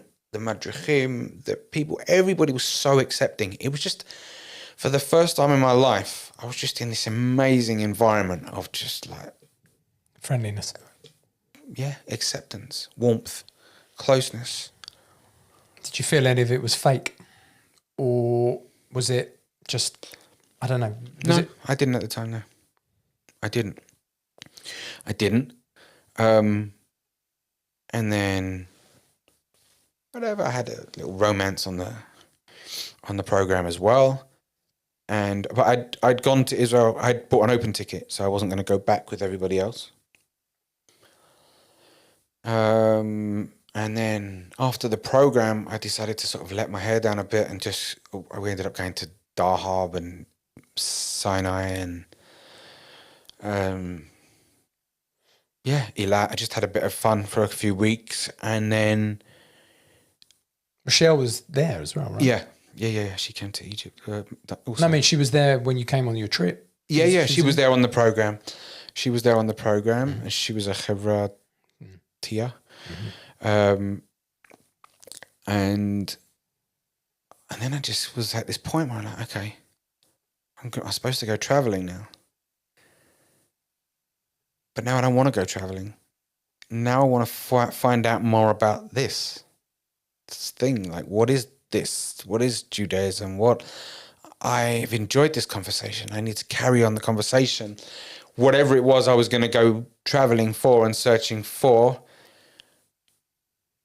I don't know what that was, but I found something that I need to explore. Yeah. And then you couldn't shake it off. Where others came home and like, okay, crack on with life, deny it. A lot of that. Yeah. A lot of people, I think it hit. A lot of people that we know were on that fellowships and before the ones Rochelle's. I think they heard it, they felt it. They're like, whoa, and they're like, oh, we better deny this because we can't become religious. Yeah. Were you thinking about the whole, if I carry on, I might end up being like a lot of these people that I've just met. Like, I might be religious. I don't want to do that. Or the questions are too much. Actually, you're bringing up other things that I didn't even remember until now. Okay. I wasn't all accepting and buying into it. I was fighting it at every moment, right? I didn't like what it would mean, right? Every question that I had was to disprove it. I've got to disprove this. Then I can get on with my life. Then I can go traveling. Then I can do what I need to do. I need it not to be true. Yeah. Yeah. Because then I can just be me and like, put that one to bed. Which is strange. When I think about it now, when you think about just what I've been saying, I was in this empty, hopeless, now I found people and friendships and hope. But growing up in Ilford, there were Jews there. You used to see them walking along to shore, right, in their black hats. And I used to be ashamed. I thought it was embarrassing. They embarrass you? How they? Yeah. Oh, I'm a Jew. Oh, people think I'm like that. Like, I don't know. I remember, just to let you know how much I didn't know about Judaism, I remember being in the Valentine pub, having a game of pool with somebody. And I used to know all these guys who used to play pool. They used to come. I used to play with them. And this guy was like, he mentioned, this guy is going out with this girl and she's Jewish. So she didn't go out on a Friday night. And I went, what are you talking about? He was like, yeah, she's Jewish. She don't go out on a Friday night. And I was like, well, I'm Jewish. And he looked at me and he went, you're not Jewish. You got to imagine, I had a fistful of sovereigns. I had gold chains and an earring and probably like a pretty short not skinhead, but like, I know what you mean. Whatever. I didn't look necessarily. I mean, maybe I do. I don't. Maybe I did. He didn't know I was Jewish. He said, "You're Jewish?" I was like, "Yeah." And he's like, "Yeah, Jews don't go out on a Friday night." This was years before. I was like, "Really?" He's like, "Yeah, no, Jews don't go out." I've never heard that before. I think I might have gone home and even asked my mum, "What's he on about?" Anyway, so I was fighting it. I was fighting it being true, and I was asking questions. And eventually, I think I spent another month, let's say, in Israel. And eventually, I went back to England. And I met people on the program, and I kept hearing this word. People kept talking about yeshiva. I was like, what the hell's yeshiva? Yeshiva. I kept hearing this word yeshiva. I didn't know what a yeshiva was. And I remember talking to Darren Jacobs. I love Shalom now, the guy's passed away. I remember talking to Darren Jacobs saying, what? He says, he's going to go to yeshiva. And I was like, well, you're going to yeshiva? I was like, what is yeshiva? I thought it was a town in Israel or something. They told me, no, this is where you ask your questions. This is where you learn more. This is where you find out more about Judaism. So I was like, okay. That goes in that category in my brain. And then just kept it there. And then I came back to England. And then I was just like lost. I'm like back in Ilford. I'm not even in northwest London. And I'm like, now what do I do? I really didn't know what to do. With all this new information. Yeah. So one day, I think I just drove up to Aish. In Hendon, in North London. In Hendon, yeah. And on my fellowships, I'd become quite close with a guy called 𝗵𝗃𝗃 𝗃𝗃. And I think I saw him at Aish, and I'm like, I don't know what to do. Like, what now? Like, what now? And he's like, well, just learn once a week.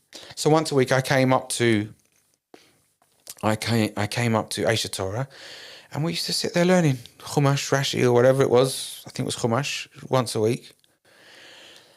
And then somebody, I don't know how it happened, it came about, but then Rabbi Daniel Rowe, every Sunday would drive from northwest London to my house in Ilford to learn with me. I mean, it's amazing when you think about it.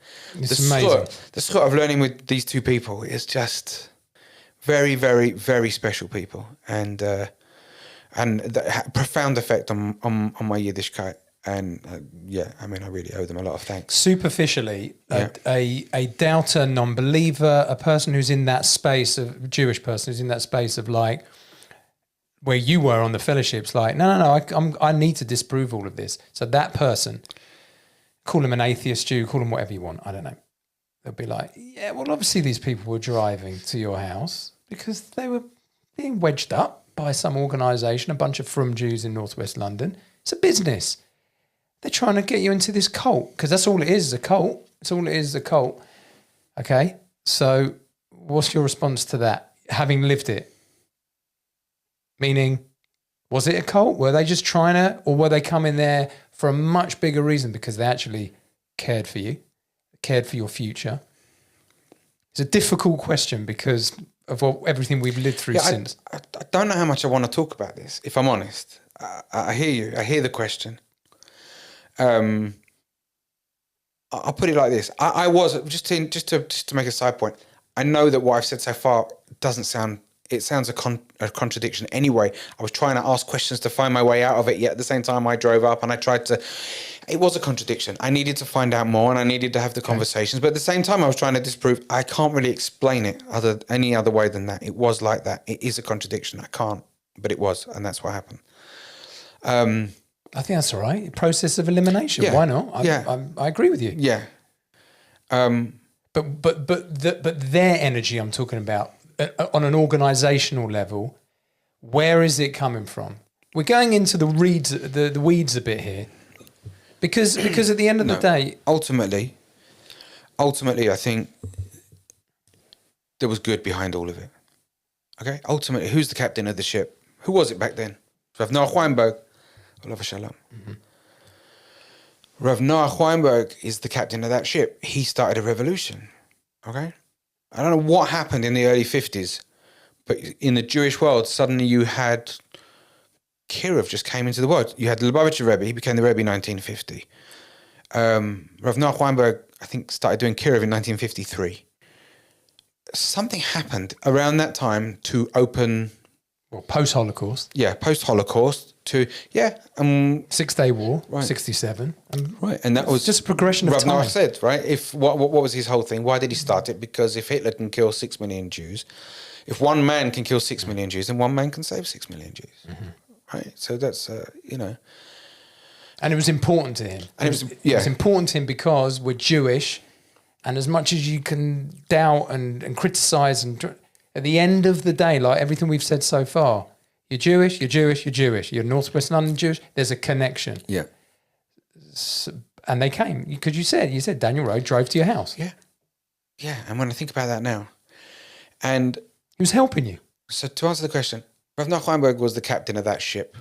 There were many members of staff on that ship, all basically trying to go in the same direction. But everyone's got their own individuality and their own motivations and whatever.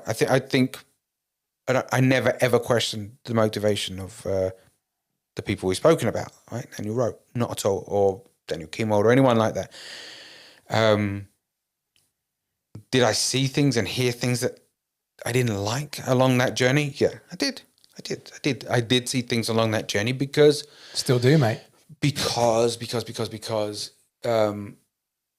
there was an element behind it all of needing money to keep that movement going and bring the next group on. There was an element of numbers to it. Right, let's get the numbers in. Let's get more people. We got to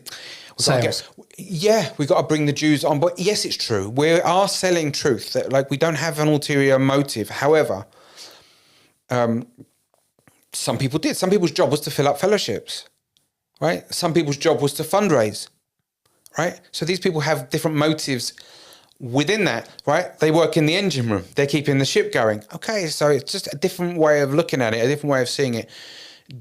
Yes, I heard and saw things that that put me off. That put me off, and there was an element of it, I guess, looking back at it, where I guess I didn't feel like I had the support when I got back to England that I needed. Although I've just told you that I had this thing, but it went from just like people everywhere on the fellowships and just surrounded by this love and this, and to just like cold England and an hour here and an hour there. Eventually I made this... Whilst your head is full of this unbelievable thing that you've just experienced for 5 weeks. Yeah. See, that's but how, as I've got older, like, how else were they supposed to do it? Yeah. You know, I've also got questions, but it's so massive. It's emergency surgery. Yeah. And it's bloody painful. Yeah. There's no answer. I don't know. But then people have their choices, and it's like, you know, the motivation has to be pure and good, but people are people. Yeah. And underneath it all, you have to decipher with all of this. Oh, is it a business? Is it an organisation? Is it money? Is it sales? Yeah, but is it true? Or is it meaningful? Is it a positive effect on my life? Forget all the other stuff. They had to do it. It's how you run a business. It's a business. Yeah. But it's not ultimately a business. But you have to run it as a business. Yeah. I don't know.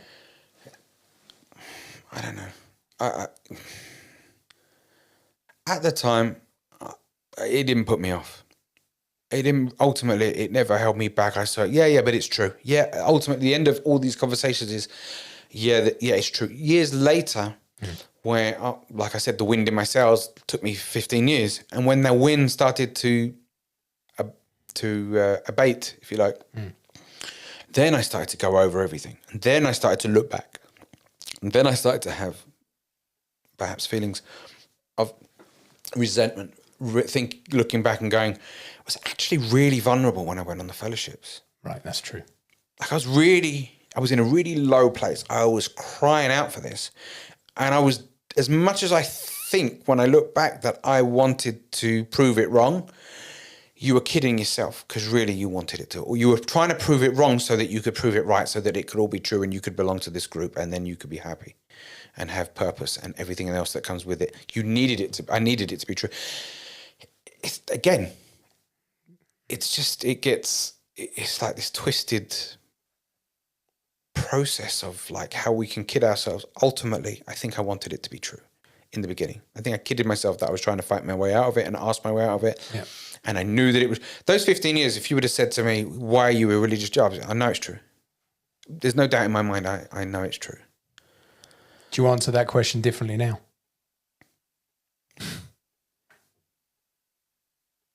Yeah. Yeah. Is it not true? It's not that. It's if you say, you ask the question to me 15, 20 years ago, why are you religious? And my answer would be, because I know it's true. Ask me now. I just did. Is it true, Dave? Or is it a lie? No, why am I religious? Why are you religious today? Because I want to be. You want to be. I want to be religious. Yeah, yeah. Now you need to, that's an unpacking of unpacking. Yeah. I also want to be. But what does that mean? I want to be. It means that if someone came along, and I say this to the people that, I'm not going to name anyone. They know who they are if they're watching this still. Family members, people that I've been going, they're deeply upset with what I've chose to take my life, the direction, right? Because I ruin stuff, ruin friendships, family situations. Because like, why did you have to become religious? I wanted it. Yeah, okay. I believed it was true, so I want it more. It's a circular argument, right? But at the end of the day, if someone came along, and I said this to someone last week, if someone came along, I'm open to it. I'm really open to it.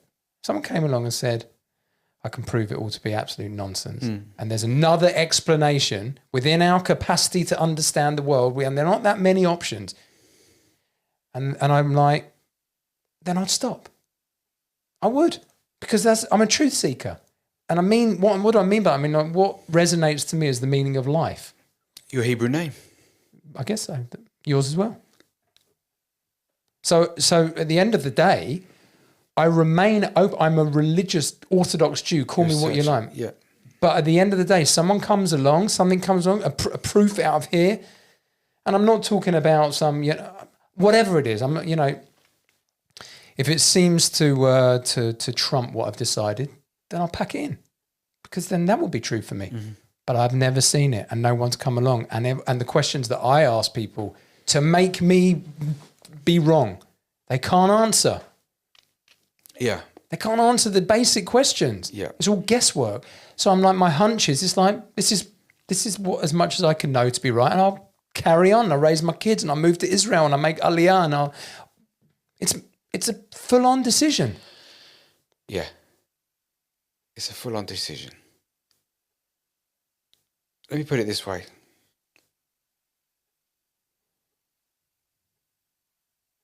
There are many reasons that jump out at me as to why Judaism is true. Above and beyond the other religions also. I went down in my life, I've been down a whole Christianity. Me too. It's good, by the way. Rabbit hole, I've been down in Islam. It's important to do that. Yeah. And in fact, I still do. I still love listening to Rabbi 𝗵𝘃 𝗃𝗽. I went through a whole period of my life listening to Jews for Judaism,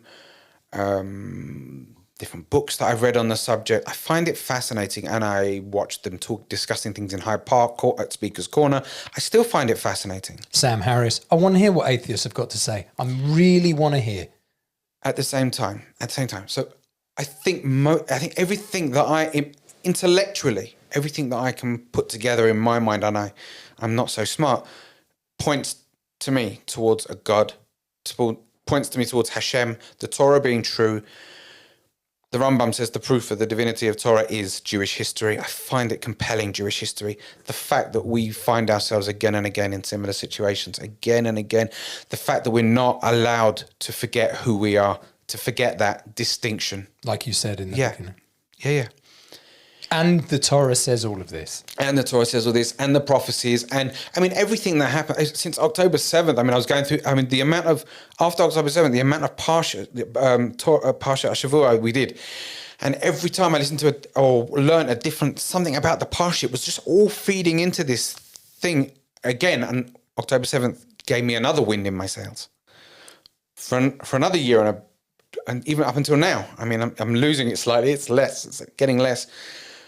But because it's just everything that's happening seems to be written down like it's gonna happen. Like, and the 𝗏𝗏𝘃 𝗃𝗏𝗀 what happened to the fathers is happening to us. All of these things that happen seem to be happening to us, and therefore it makes me just think, yeah, this is true, this is true, this is true.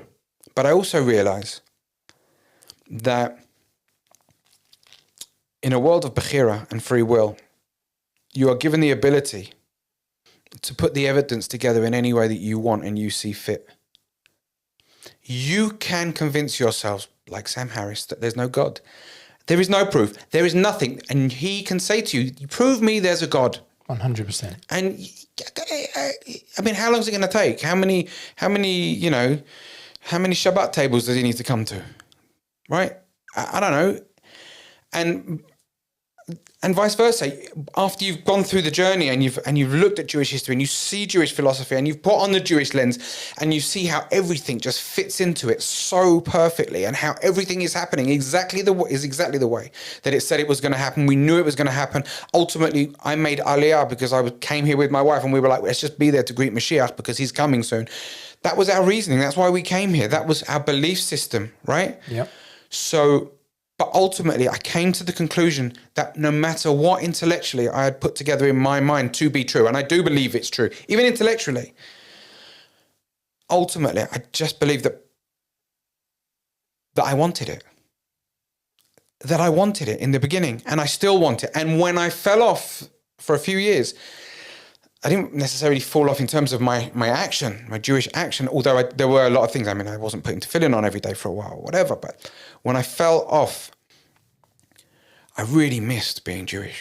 I really missed being religious, should I say. And I missed the feeling of inspiration. I missed the feeling, how I felt after a Devar Torah and how it put another piece of the world together for me and how my Jewish philosophy grew and how the world's really like that. I didn't know that. I'd never heard. There were so many things all the time that I didn't know and I hadn't heard. And it was another piece of the puzzle of my Jewish philosophy that just inspired me and gave me more wind in my sails, right? Some people will say you could get that from other religions. Some people could say that you can get that from atheism. It could give you that wind in the sails. Maybe Dawkins gets very excited about his. He seems to be. I mean, seems to be a bit of a. They could do, and my answer would be, and I want that.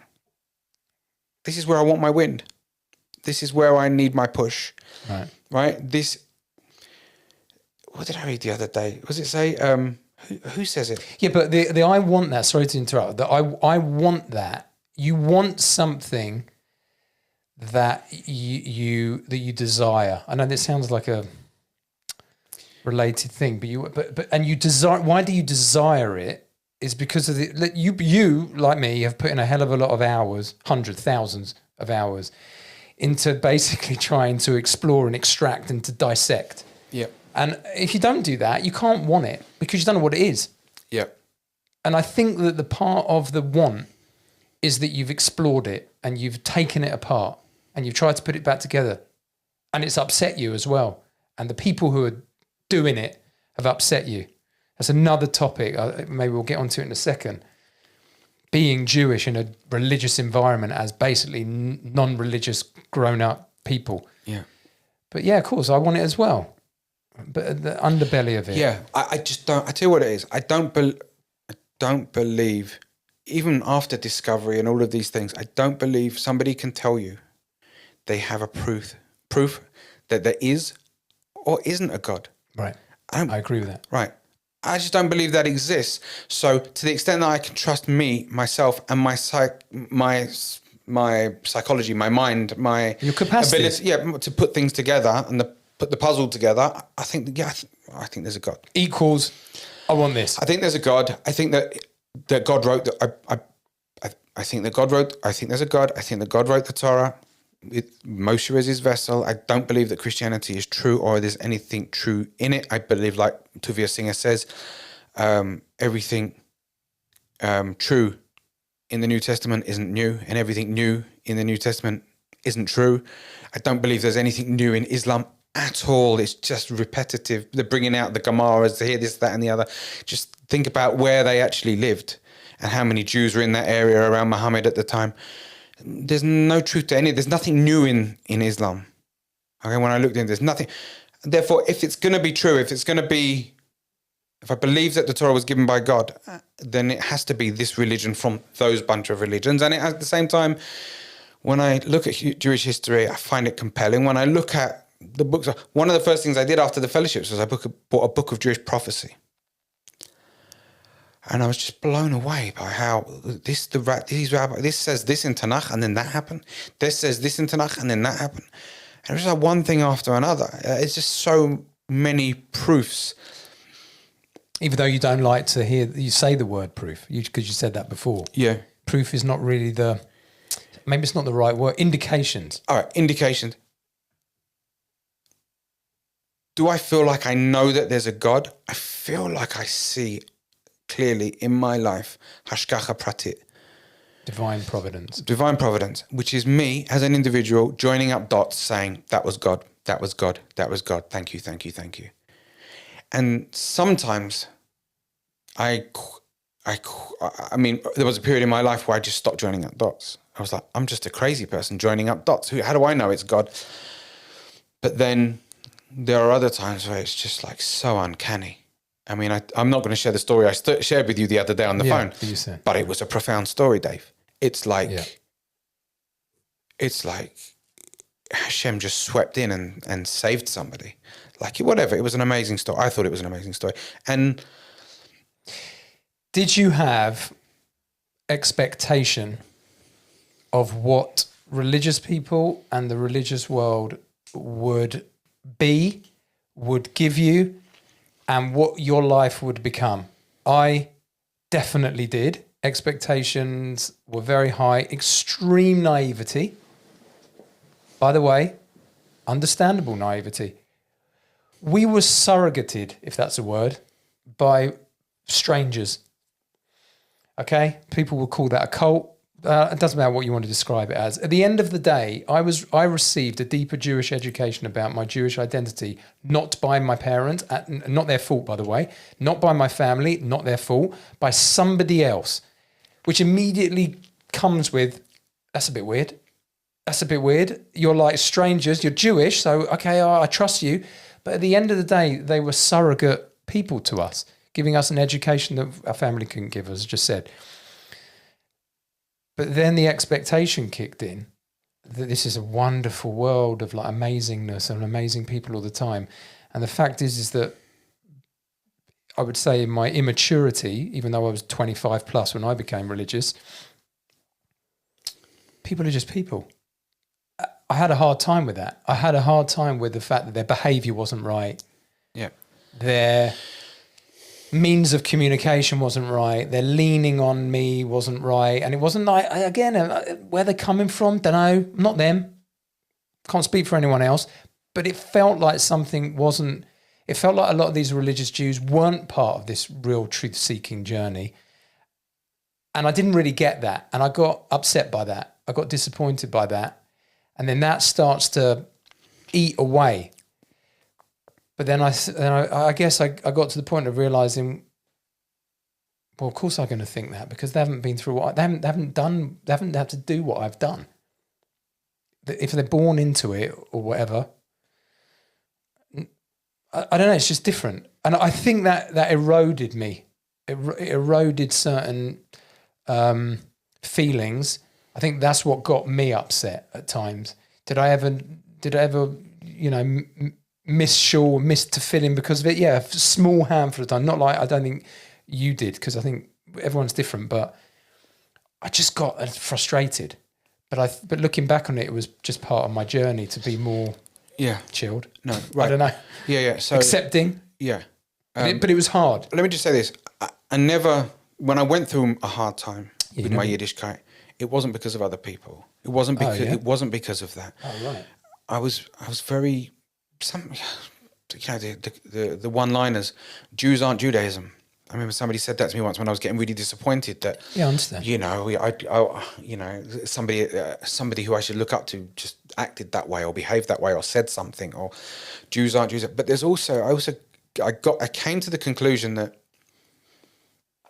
that in the beginning, that connection I had with Judaism was so full on. It was so full on. It was, when I said Modeh Ani, I woke up with God. And I said Modeh Ani, it was like a Modeh Ani, like I wish I could say now. It was my morning brachas. I tried to concentrate when I was in shul and people were talking around me. I'm like, how can you talk? How can you talk? We're in here with God. God was in my face. You understand? I literally put myself on the middle of the pitch. Yeah. And I felt like everybody else was in the stands and I'm on the middle of the pitch, right? Like being a part of Judaism, living it every day, making sure I said 100 brachas, making sure I daven shachris mincha maariv, trying to do it with a minyan, trying to do everything I possibly could. And I put God right in my face. I jumped in with both feet. I jumped in. And why did it fade then? Right. That's a different question, but I was just going to say this about other people. I realized that because I jumped in and I put Hashem in my face, I put it there. I put myself in Hashem's face. I brought myself as close as I physically possibly could to Hashem, spiritually as well. And I realized other people don't do that. Hashem's there for me. Yeah, for other people, he's there.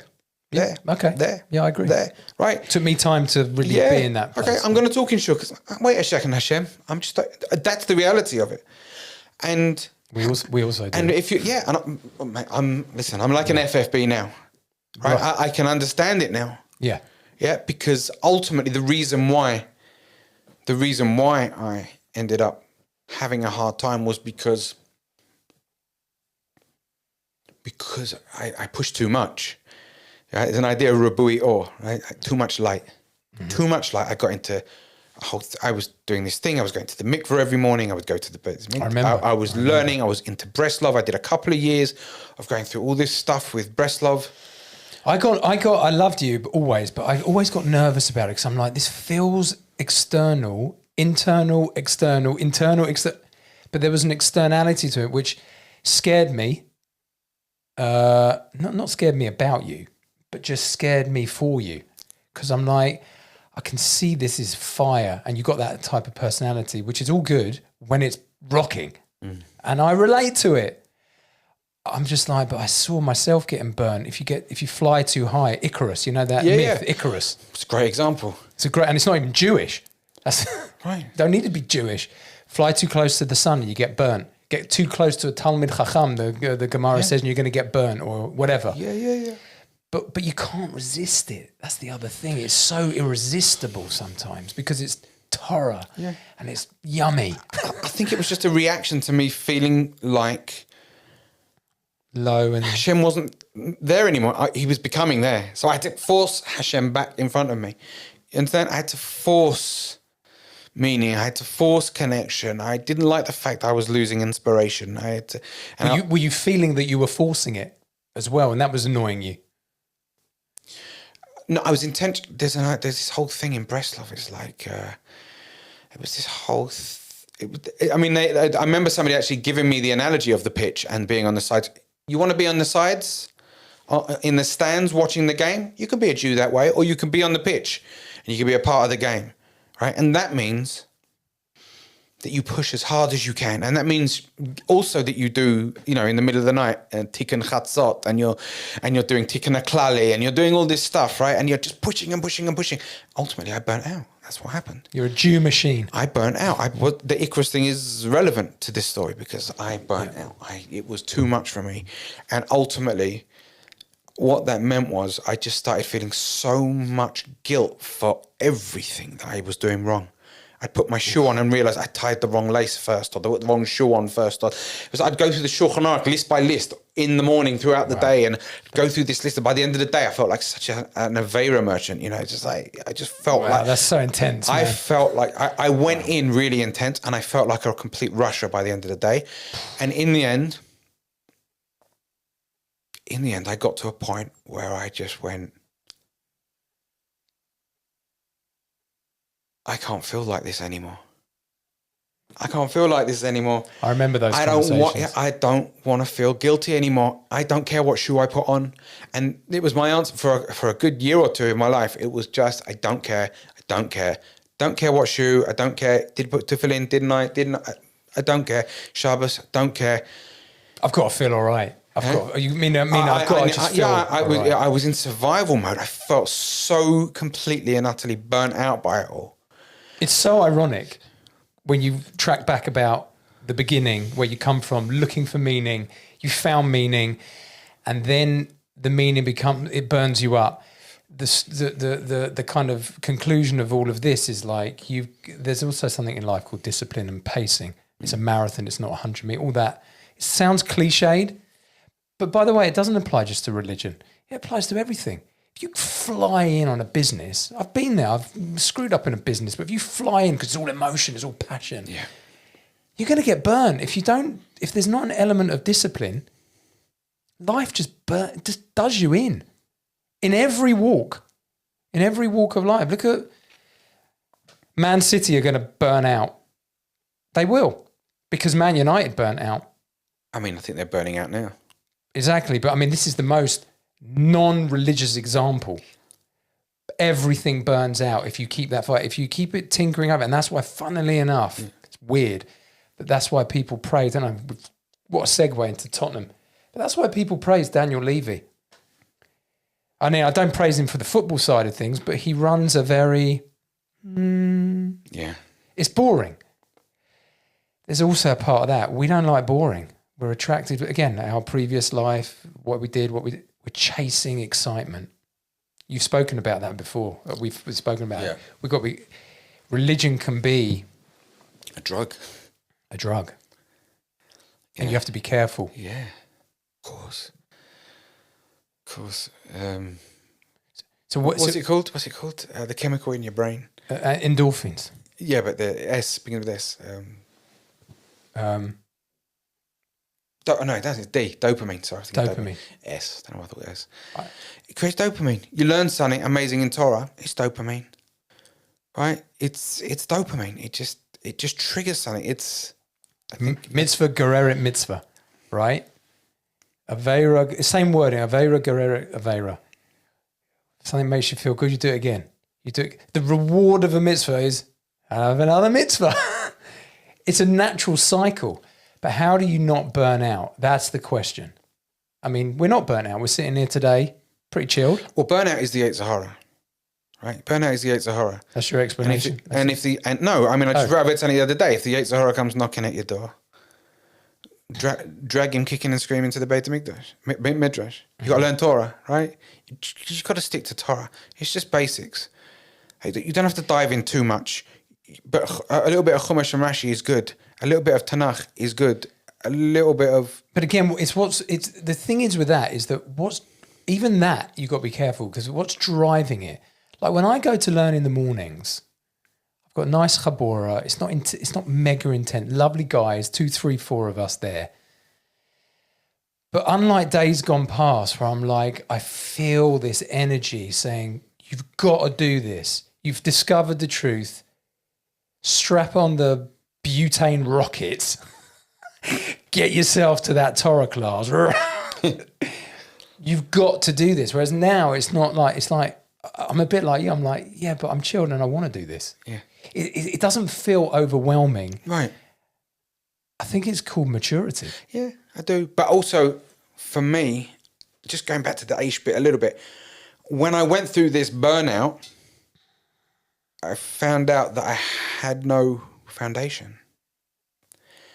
The whole house fell down. There were a few things that kept me going, right? There were a few things that kept me going. Once I had a son, I said to God, right, from now on, I'm gonna go to the mikveh once a week. So even when I fell off, every Friday morning I went to the mikveh. Was that guilt though? I don't know what it was. Because you're dealing with your son. No, I don't know. I don't know what it was. I kept going to the mikveh, and it was a thread that kept me connected to Yiddishkeit in some way, and kept me connected to, I don't even know, just to. Why do people, 𝗏𝗏 𝗃𝗏𝗀, let's say specifically because we're like in that club, why do they fall off completely? And how do you think they feel about that? They won't like my answer because it has nothing to do with truth. They don't want to do it anymore. They just don't want to. I think anything they can say, I don't think is an honest answer other than that. No, it's a load of rubbish. It's not true. Like you say, they can't even answer the questions. They can't.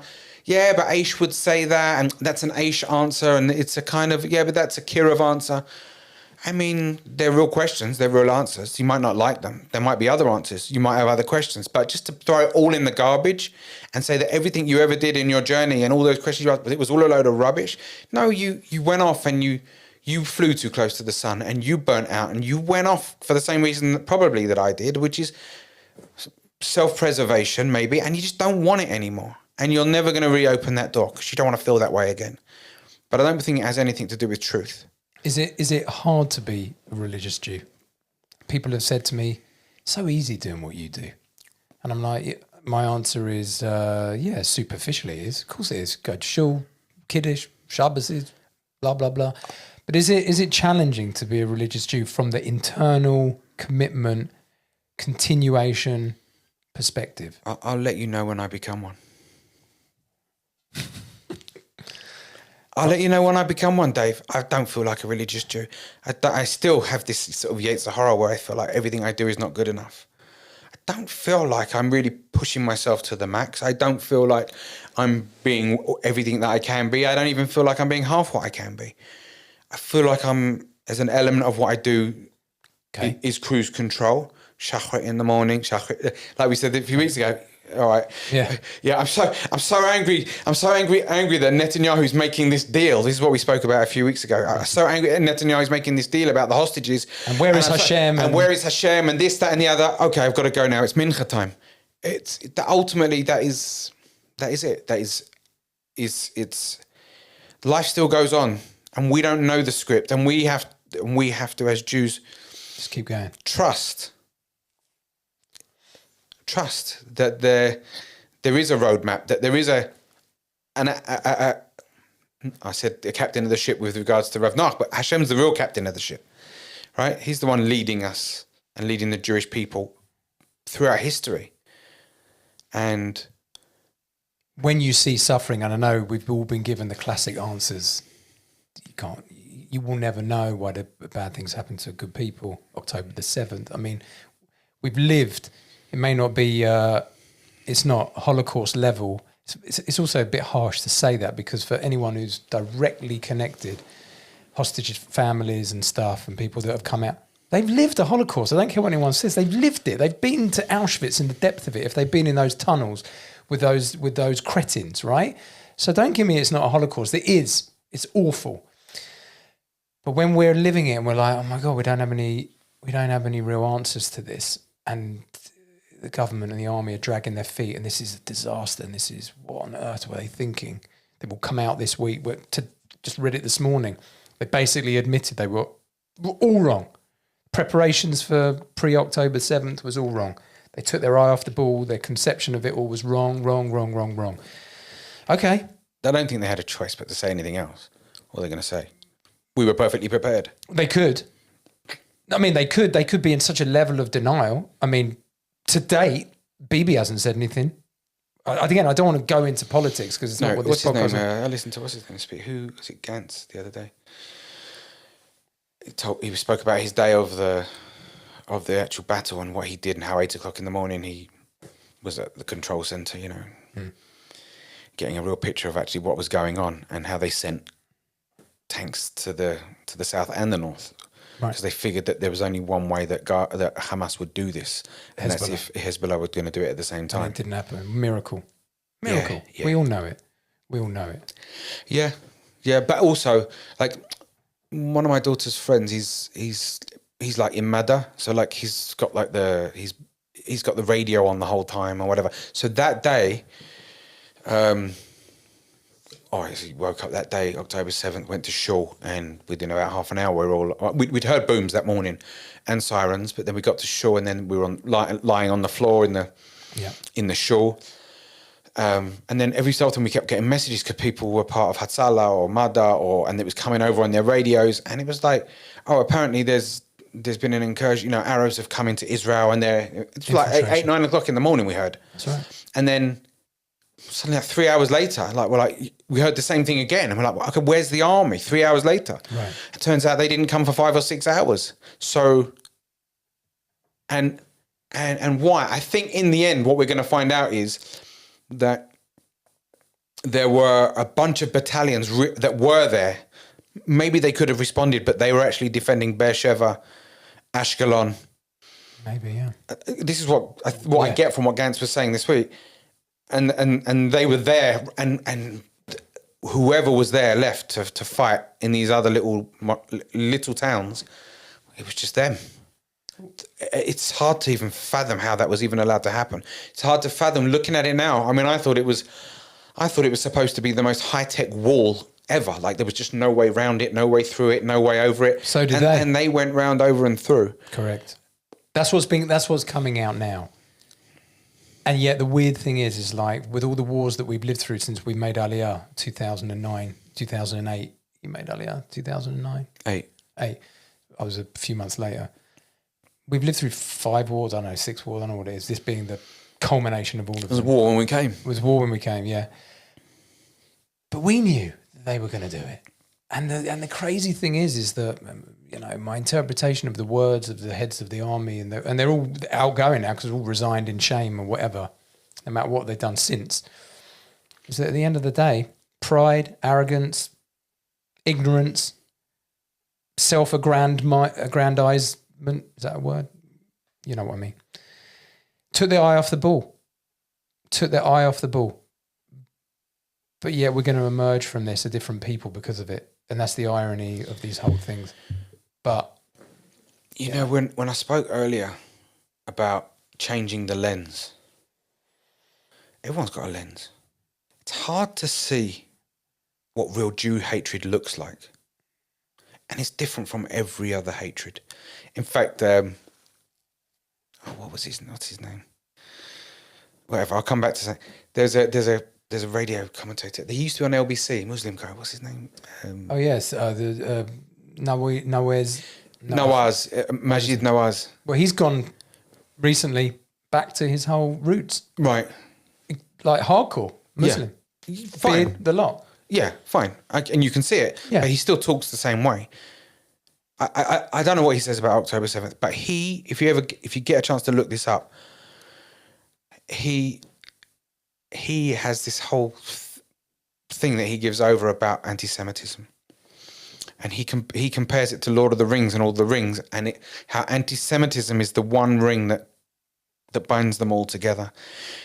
It doesn't matter, like we said, what kind of Jew you are. If you're on the left, you're going to get hated. You're going to be on the right, you're going to get hated. You're going to be a part of the Renaissance or whatever type of Jew you are, right? Enlightened. You're going to be hated. Everyone's always going to hate you. There's people on the left in America that hate the Jews, right? There's people on the right in America that hate the Jews. Yeah. There's people in the center that hate the Jews. There's people everywhere that hates the Jews. It is the oldest hatred. And it's a hatred that we believe is designed to push us in a certain direction, to push humanity in a certain direction, we don't say we're a chosen people, right? And we're so much better than other people. We say we're a chosen people because we're kahuna, right? We're a nation of priests. Yeah. We're supposed to be able to, the ones who guide everyone, who be a light unto the nations. 𝗥𝗲𝘁, what does he say? He says, we're like the icebreaker. All the other boats are supposed to come through after us. It's not about being better. We're actually here for them. 𝗵𝘃 says it. Actually, the Jews are chosen not to be chosen better than everybody else. We're chosen because we're supposed to guide humanity. We're actually here for the rest of you. Correct. it's like, it's just a different way of looking at it. But you're going to have people in the world who go, the Jews are chosen. They're so much better than everyone else. Let's hate them. The Jews they're making a lot of money. Let's be jealous. Let's hate them. Whenever a Jew does one thing, you notice how it's always the Jewish people, right? The Jews control Hollywood. How many Jews really control Hollywood? There's a lot. Happens to be a lot, but okay. A percentage of the Jews. Okay, Dave. they created it. Percentage of the Jews worldwide. What's the percentage? Is it a lot? What do you mean in terms of Hollywood? In terms of the film industry? Yeah. How many Jews? You know what it's like? There's 15 million Jews in the world. Is there 1,000 Jews that run Hollywood? Yes. Okay, fine. No, who gets blamed? Zuckerberg created Facebook. So there's a pin-up Jew boy, right? Google, Jews. Okay, and by the way, Apple is not Jews. I'm not saying we're not influential. I'm just saying we all get banded together. Yes. I don't make any money from the success of Zuckerberg and Facebook. Right. I don't make any success. I don't make any money from Hollywood. Nor do you. Do you know anyone? I'm hoping that one day I'll have a decent pension. Do I know anyone who benefits from Hollywood? No, I'm just saying. Do you know? There's no cabal. Jews can't be united to get together to run the world. We can't even. Every time we have one shul, we open up another shul and another shul. Right? It's the famous story of the guy who lives on a desert island. Right? He built 2 shuls. One I go into and one I never go into. Right? It's like, that's the Jewish people. But if you want to hate the Jews, it's all the Jews. It's all the Jews. You know, I've been listening to all this stuff about Candace Owens and all this, everything she says. It's mad. It's all the Jews to her. Well, it's not. It's Hitler. It's what I started with. Right. So we've come full circle. We've come full circle. Yes. That hatred is alive and kicking in the world. And I think it always will be until the moment it's not. And the moment it's not is the moment that Hashem pours the knowledge of Him over the world. Like the seas cover the land, the seas cover the world is whatever it says in Tanakh. Are we going to... So we wake up. Are we, this is I guess we're coming to the end of it. Are we going to be able to manifest that as a nation? Or is this going to be another Egypt where Hashem's like, clock's ticking, so-called the 6,000 years, you've blown it, I'm entering the ring, I'm saving the day? Or are we going to be able to somehow do it? As I look at it now, how the Jewish world is divided and how the non-religious people look at religious people, some religious people look at non-religious people, left, right, up, down, BB in, BB out, anyone but BB. I always say anyone but God. That's what I really think is the mantra, to be honest with you. Anything but God. Because the perception of God is X, Y, Z, it's all wrong. If you haven't explored it like you did, like I've done. Are we going to be able to pull this off? Or is Hashem just going to be like, just a nightmare? I'm just going to have to get involved. In a big way. Where it's undeniable. Or are we going to be able to somehow get ourselves to get our act together? I don't know. I don't have an answer for that. I don't have an answer. Why not? I don't have an answer for that. I heard the other day, I was listening to a shir the other day, and it was at 𝗵𝗲, I think, recently.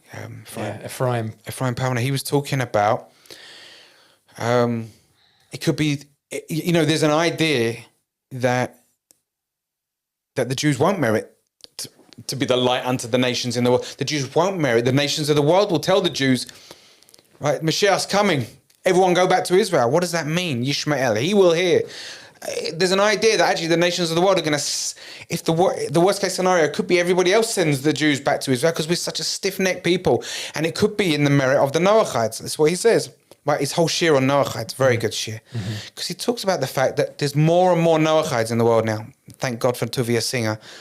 And all those lot, because hundreds and hundreds of thousands of Noachites now, and hundreds of people that are saying no to other religions and realizing that actually the lens through which you can see the world is a lens through which there is one God and there is one destiny for all humanity, and that's the Jewish belief. And it could be in the merit of these 7 Noahide laws, according to Pavlov and Jewish tradition, they actually break out into 30 and possibly even more after Right. that, right? But compared to the 613 mitzvahs that After we all have that, to do, it could be, and it will be the embarrassment of the Jews that we don't actually bring him in the end, and it will be in the merit of the Noachites.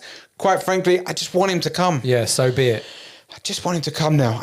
I'm tired. I'm tired of people making war against Israel, making war against Torah, making war against God.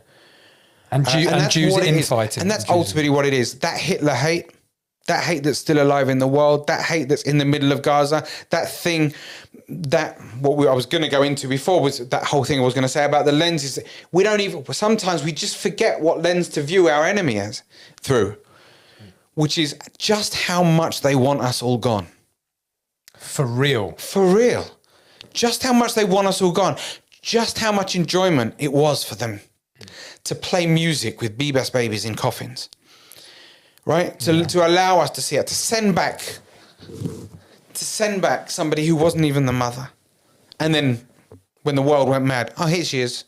Yeah, why? Because they wanted to send back a bomb-damaged body and let us know that we had bombed people. Okay, we know we bombed people. We didn't want to bomb people, but you started this game and you set you've set where the pitch is. Yep.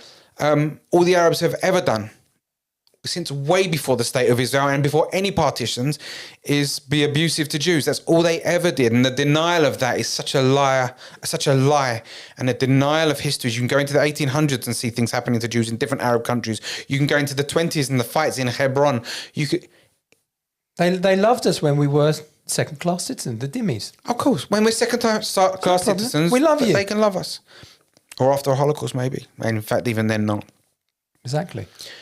We took our eye off the ball because we were so used to living as human beings, we forgot what it's like.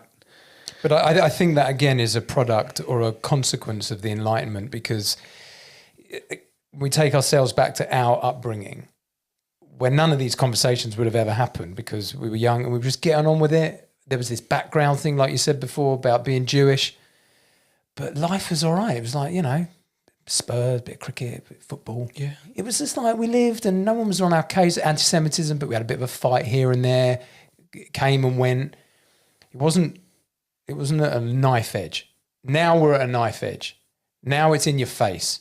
The left have been shown, we don't care that you're leftist. We'll come in, we'll do your gardens, we'll draw diagrams of your family, we'll make a note of everyone in the room, and we're going to come back and we're going to kill you. And they did. So forget that. That's finished. This idea of you can... But I wonder how much we've got to do more. That's always been my thing. If we're supposed to be this 𝗲𝗲 𝗲𝗲, the light unto the nations, the real peace, we are so responsible for that. And the fact that we don't know if we're going to pull it off, and that's why I asked the question about, is it going to just require an immense infusion of divine intervention, Egypt-style, Mitzrayim-style? Yeah. Because we just can't pull it off. I don't know. We didn't pull it off then, and we have no precedent to ever pulling it off. Shlomo HaMelech, King Solomon, okay, maybe that comes close. But we're nowhere near that. Fighting in the Knesset, democratia, left, right. It's just like, unless the Jews realise what Jewish identity truly is, without becoming a freak religious person, you don't have to be. I don't know. I don't know. I don't know either. But I will say this. There's something, I don't know. During the fighting, after October, so that whole year, like the whole Jewish people, all I saw was videos of Jews dancing everywhere. It was like, even though we were in a war, it was soldiers dancing. It was like Simchat Torah, right? It just lasted a year. And we were just like, I was thinking to myself, like, whilst the world are like screaming at the Jews genocide, and when they can just see us dancing, is that Kiddush Hashem or Achillel Hashem? Kept having this thought, like, what do they think? Does it matter what they think? Like, when Potiphar's wife ripped the beged off Yosef and he ran away, and the whole of Mitzrayim saw him running through the streets, was that a Chilul Hashem or a Kiddush Hashem? Like, depending on what you do, like, Well, it's all relative. I don't know the answer because I don't know where anything stands. I don't know where we stand. Was Hashem proud of us during those moments? Was he ashamed of us? Were we doing the right thing? Did we connect to God more? Were more people keeping Shabbat? Are more people religious now than before? Have more people turned to religious worldwide? I would say yes. I'd say there's more, from what I can see on, especially online, more people are turning to Christianity than ever before. But people are turning to Islam as well, but people are also turning away from Islam. When I see what's going on in Iran, I follow a bunch of these channels who are like Iranians and they love Israel. And it's like, what's going on in Iran is like, they're like, we don't want to be Muslim anymore. Like more than half the country is just like gone back to Christianity. Don't know what's going to happen there. Don't know what's going to happen with Iran and Khomeini. I'm seeing things now that they're going to fire rockets any minute. Probably. Wouldn't put it past them. I think the goal at the moment, and I just got this from Rabbi Moshe Tarragon in his book, Reclaiming Redemption. I think I don't think the expectation should ever be that everyone becomes religious. And I say that in a very like, I don't know, I hate the word religious, but you know what I mean. Like, oh, suddenly all the Jews, just one Shabbos and we'll all be free. Okay. It's an interesting song, but the Gemara says too. Yeah, exactly. But on the mature level of understanding that, firstly, that's not how people work. Unless there's some massive divine intervention, like you see a literally a dome, physical dome appear over Israel, and there's like mezuzahs on every corner, and Hashem's like, I've got this. Okay, that's huge divine.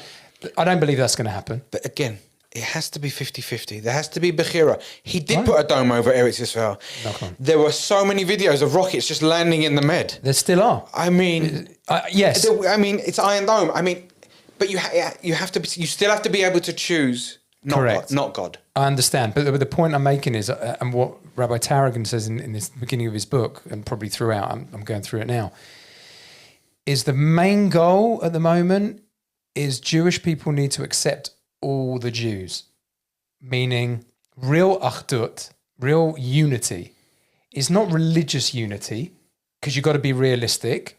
I didn't go from not being religious one day to religious the next. I know I did it fast, but not that fast, not like...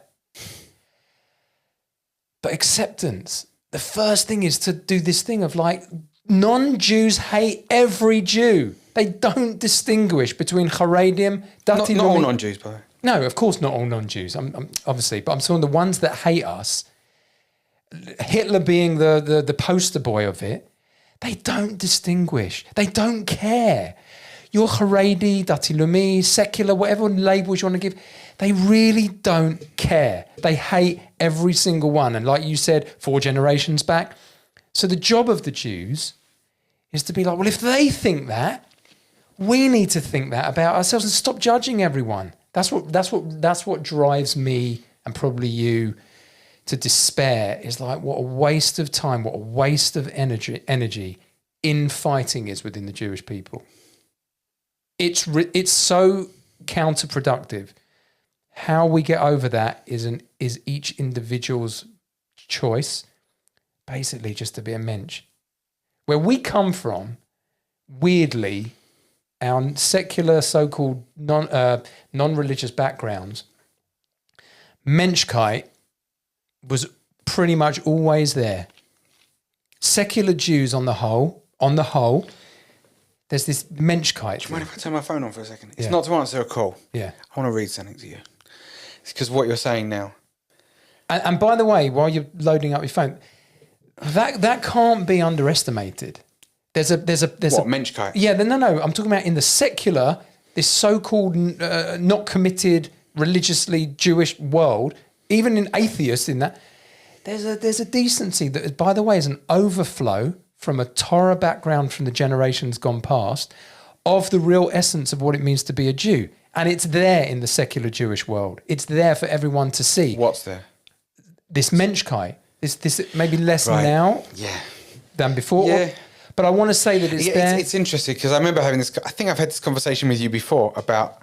Can I just say one more thing? Yeah. And what I've seen in the religious world, in my 20 plus years, whatever it is, 23 years, is there's a lot of Torah learning, and it's amazing, but that menschkeit, and again, I'm being general because it obviously exists, but it's not prioritized because the Torah is prioritized, and you lose you don't see the wood through the trees. We are a people, ultimately, the basis of our people is Rahmanut, compassion, chesed, generosity. If that's missing, then it's all missing. Yeah, it is. It is. And I think we said before, it's like when you look at the relationship between man and God, maybe, you come into the religious world, how to daven, how to learn Torah, what mitzvahs are, how to connect to God.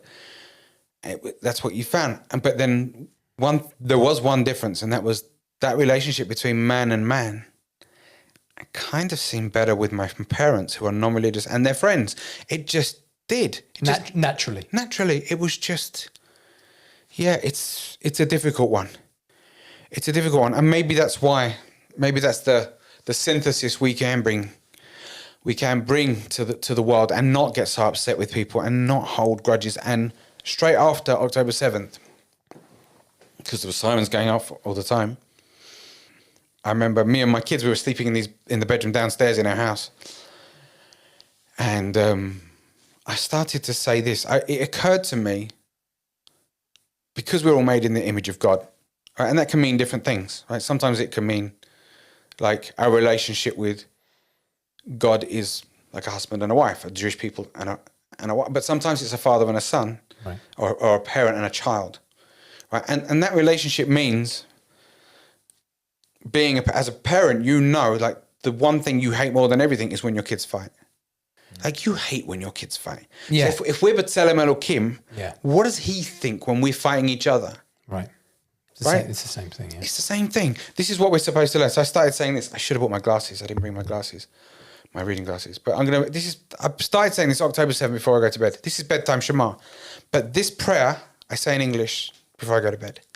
And it goes like this. You probably say it. You say bedtime Shema? Right. Bits of it. Yeah. Bits of it, right? This is the first prayer in bedtime Shema. Okay? Master of the universe, I hereby forgive anyone. Oh, yeah, this is the prelim. Yeah, who angered or antagonized me or who sinned against me, whether against my body, my property, my honor, or against anything of mine. Whether he did so accidentally, willfully, carelessly, or purposely, whether through speech, deed, thought, or notion, whether in this transmigration or another transmigration, I forgive every Jew. May no man be punished because of me. May it be your will, Hashem, my God and the God of my forefathers, that I may sin no more. Whatever sins I've done before you, may you blot out in your abundant mercy, but not through suffering or difficult illness. May the expression of my mouth and the thoughts of my heart find favor before you, Hashem, my rock and my redeemer. I just thought it was a beautiful prayer. It is a beautiful prayer. And since I started saying it, I've really been challenged. There's things have happened at work and in my life and whatever that suddenly you realize how many times you actually go to bed at night, and that thing that if you don't, you kind of have to daven for each other, even if he did something terrible to you or she did something terrible, somebody said something, somebody stole, somebody swore, somebody shouted at you. It could be somebody, some random person in the street, some random Israeli who was just rude to you, which can happen, right? You're a human. You're a human. It happens all the time.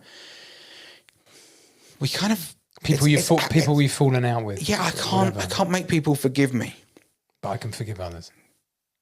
The Yom Kippur, Rosh Hashanah, Yom Kippur, all those tefillot. One that was always stood out is, the sin that you've done for hating the person, sinat chinam, but not the sins. A Jew is pure Hashem. I don't know, not like a chelik of this manifestation of this amazing free will choosing creation in creation called the human, and if allowed to, would only do good. But we have another side to us so that we can have free will. But when you say that prayer before bed, we're basically taking everyone down to the common denomination, which is we just have a mare every so often. A lot, sometimes a lot. Expectation on others. Yeah. I've said it earlier. We got to lower expectations. People are people. I've fallen out with people and I've forgiven them because of that prayer. Yeah. But real forgiveness? Yeah. Like nothing left in the heart? No, nothing, because those same people I'm friendly with now, knowing full well what I interpreted what they did to me or what I thought they did to me back then, I'm like, oh my God, they're just like me. Yeah. I screw up, they screw up, they didn't mean it. They're good people. Yeah. That's the other thing, they're good people. Yeah. You know, the 𝗘𝗏𝗏 world, and bring it round to that. No matter they're being paid, not being paid, sales. Yeah, but at the end of the day, what's really going on there? They're good people. Yeah. They want good for you. Yeah. Good for the world, good for the Jewish society. Having God and having Torah in your life in a balanced way is a healthy way to live. I know it because I've experienced it. It can be unhealthy if you are injecting, like we talk about the Icarus thing, if you're injecting too much fire, then where's it really coming from? I feel like at times I've been Dave Goodwin, the ego Jew. And that's when it hasn't been too pleasant. And that's when I feel like Hashem's come and give me a right old dig in the ribs. Yeah. A lot of it is balance, and a lot of it you can learn from the physical world as well. Look at all these amazing martial artists. When you watch these like beautiful movements and balance. Balance is a good thing. A building doesn't stand if it's not balanced. Right. Which goes back to, that would be the answer to your question before, which was, what did you say? When I was told you how deep I was going into the Judaism and what you know. Yeah, I got worried. Right. But you said, how did it, I can't remember your exact question. God, I can't remember what you were saying. Right, you're old, Dave. I'm getting old. The fact is, the Rambam says, right, that he gives the analogy of the bent stick, right? We've spoken about it before. I think ultimately you bend a stick. That was me going into Judaism, us going into Judaism as a 𝗲𝗄 𝗃𝗃 with that zeal. Yeah. And then it was too much, so it bends back the other way, and then you kind of let go a bit, and then somewhere, blah, blah, blah, blah, you find your happy medium. You find your place in the middle, and that's where you can go, actually, I want this. I do want this. Truth and false has nothing to do with it. I do believe it's true, but you could still choose not to do it even though you believe it's true, because it's just too painful or too difficult, or you need to survive, or you need to be able to wake up in the morning and not feel that guilt. So, yeah. Dave, it's been a monster. How long have we been doing it? Well, this take has been 1 hour 35. The last take was 57. I hope anyone's still listening. But it's been good. Well, that camera's still on. Yeah, that's camera's still on. It's been good. How'd you feel? You enjoyed it? Yeah, I did. Yeah, the first few minutes I was a bit conscious of like my voice and whatever, and then I think in the end you just forget that it's here. Exactly. You kind of just forget that it's here. Yeah, nothing else to add. I was going to add one thing, and that is that another reason why I went away, there was also a trauma in there.